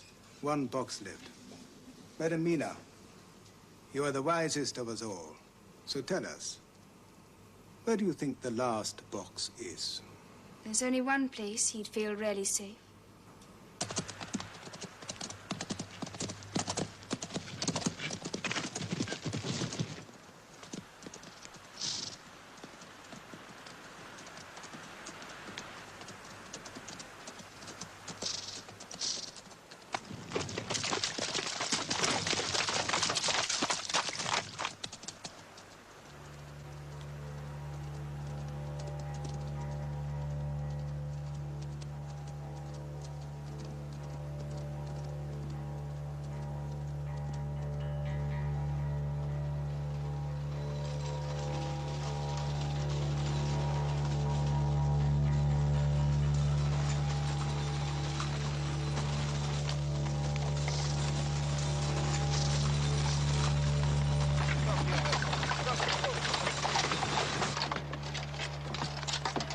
We cannot be far from our destination.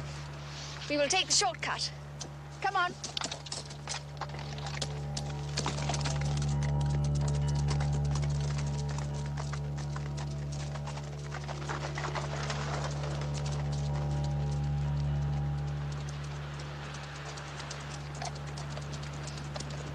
Madam Mina, Yes, sir, Professor.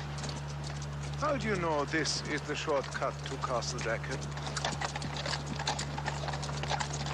From Jonathan's account of his journey, of course. Ah, yes. Yes, of course.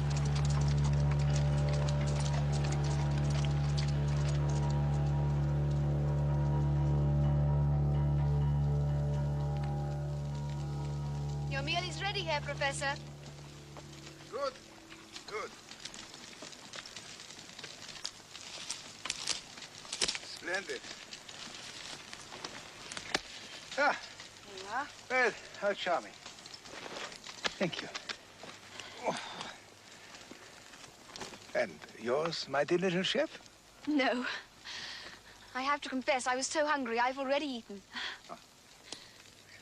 Excuse me.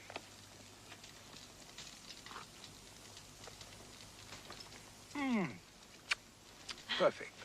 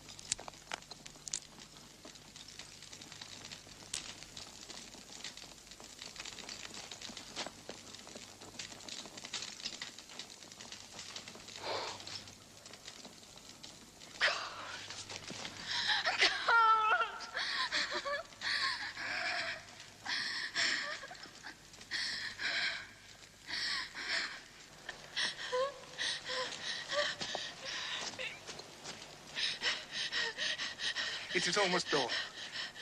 Come to the fire, Madam Mina, and get warm.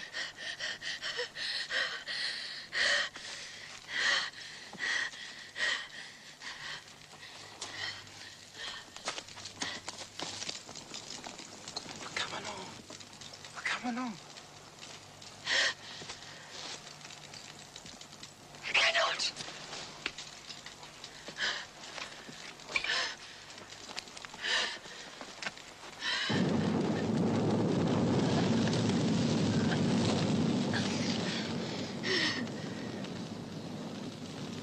Yes. You are safe here. It is for you, I fear. For me. None safer from them than me. I, too, am their sister. Come with us, sweet sister. Come with us. Be with us. Come, sweet sister. Come, sweet sister. Come with us, sweet sister. Come with us.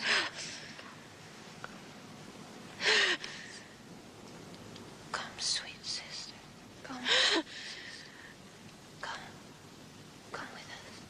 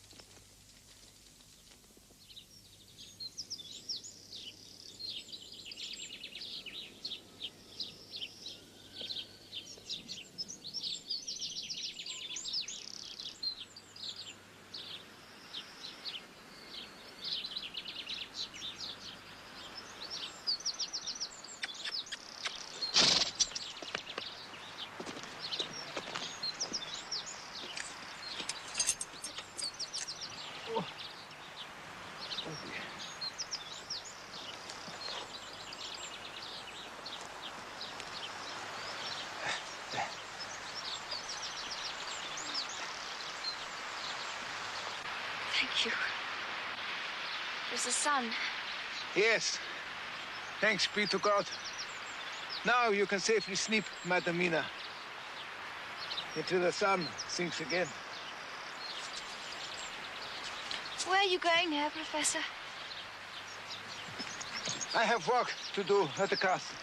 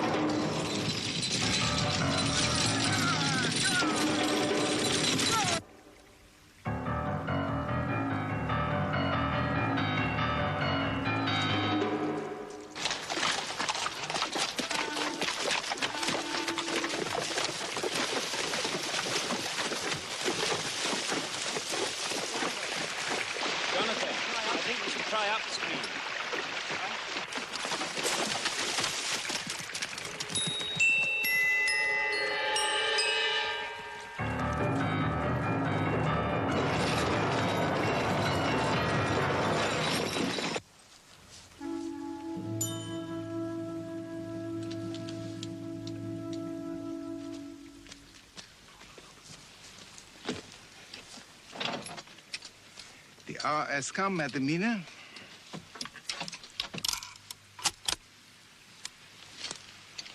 Are you afraid? No, of course not. I'm in your hands. We are both of us in God's hands.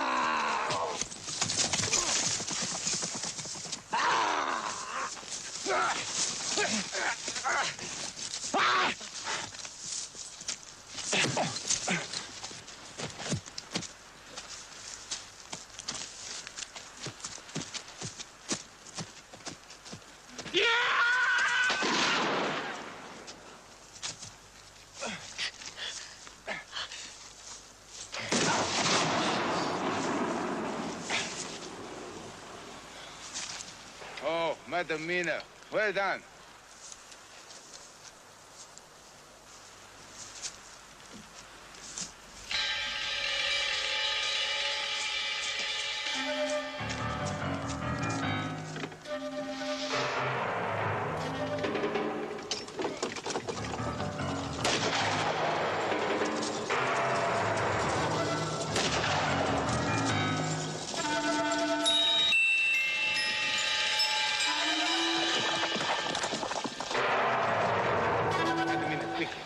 Quickly, come.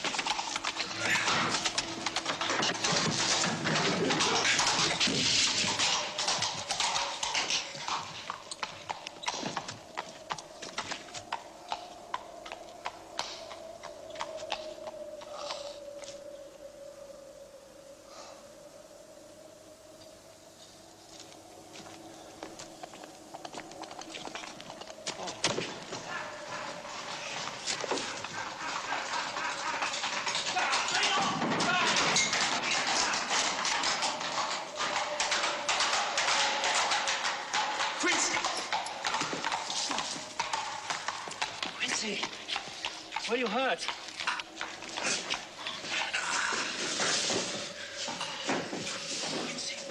Lie down. Lie down. Come on.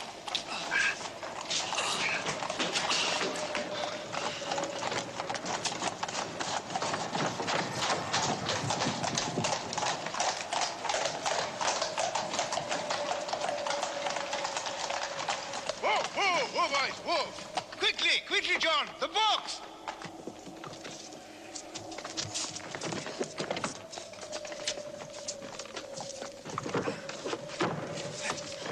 Quickly, the sun has but one more flicker and it will be gone.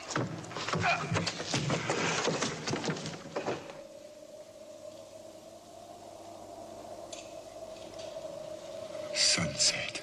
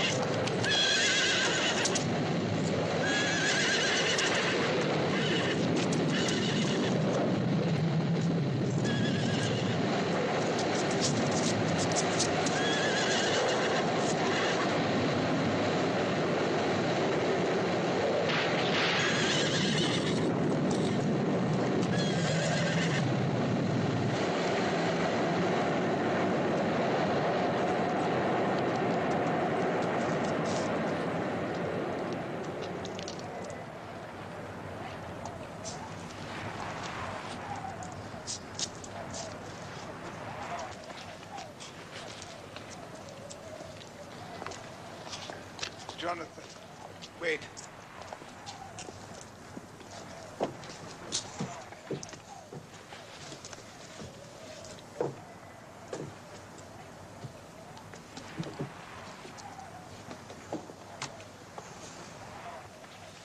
Dust to dust, ashes to ashes.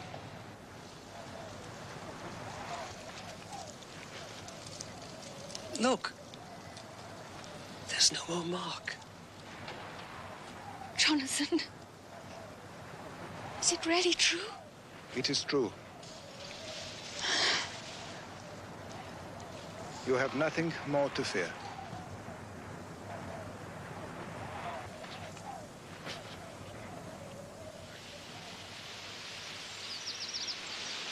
thank you, God, for protecting us and for all your mercies and for choosing us to be your instruments for good. Amen. Amen.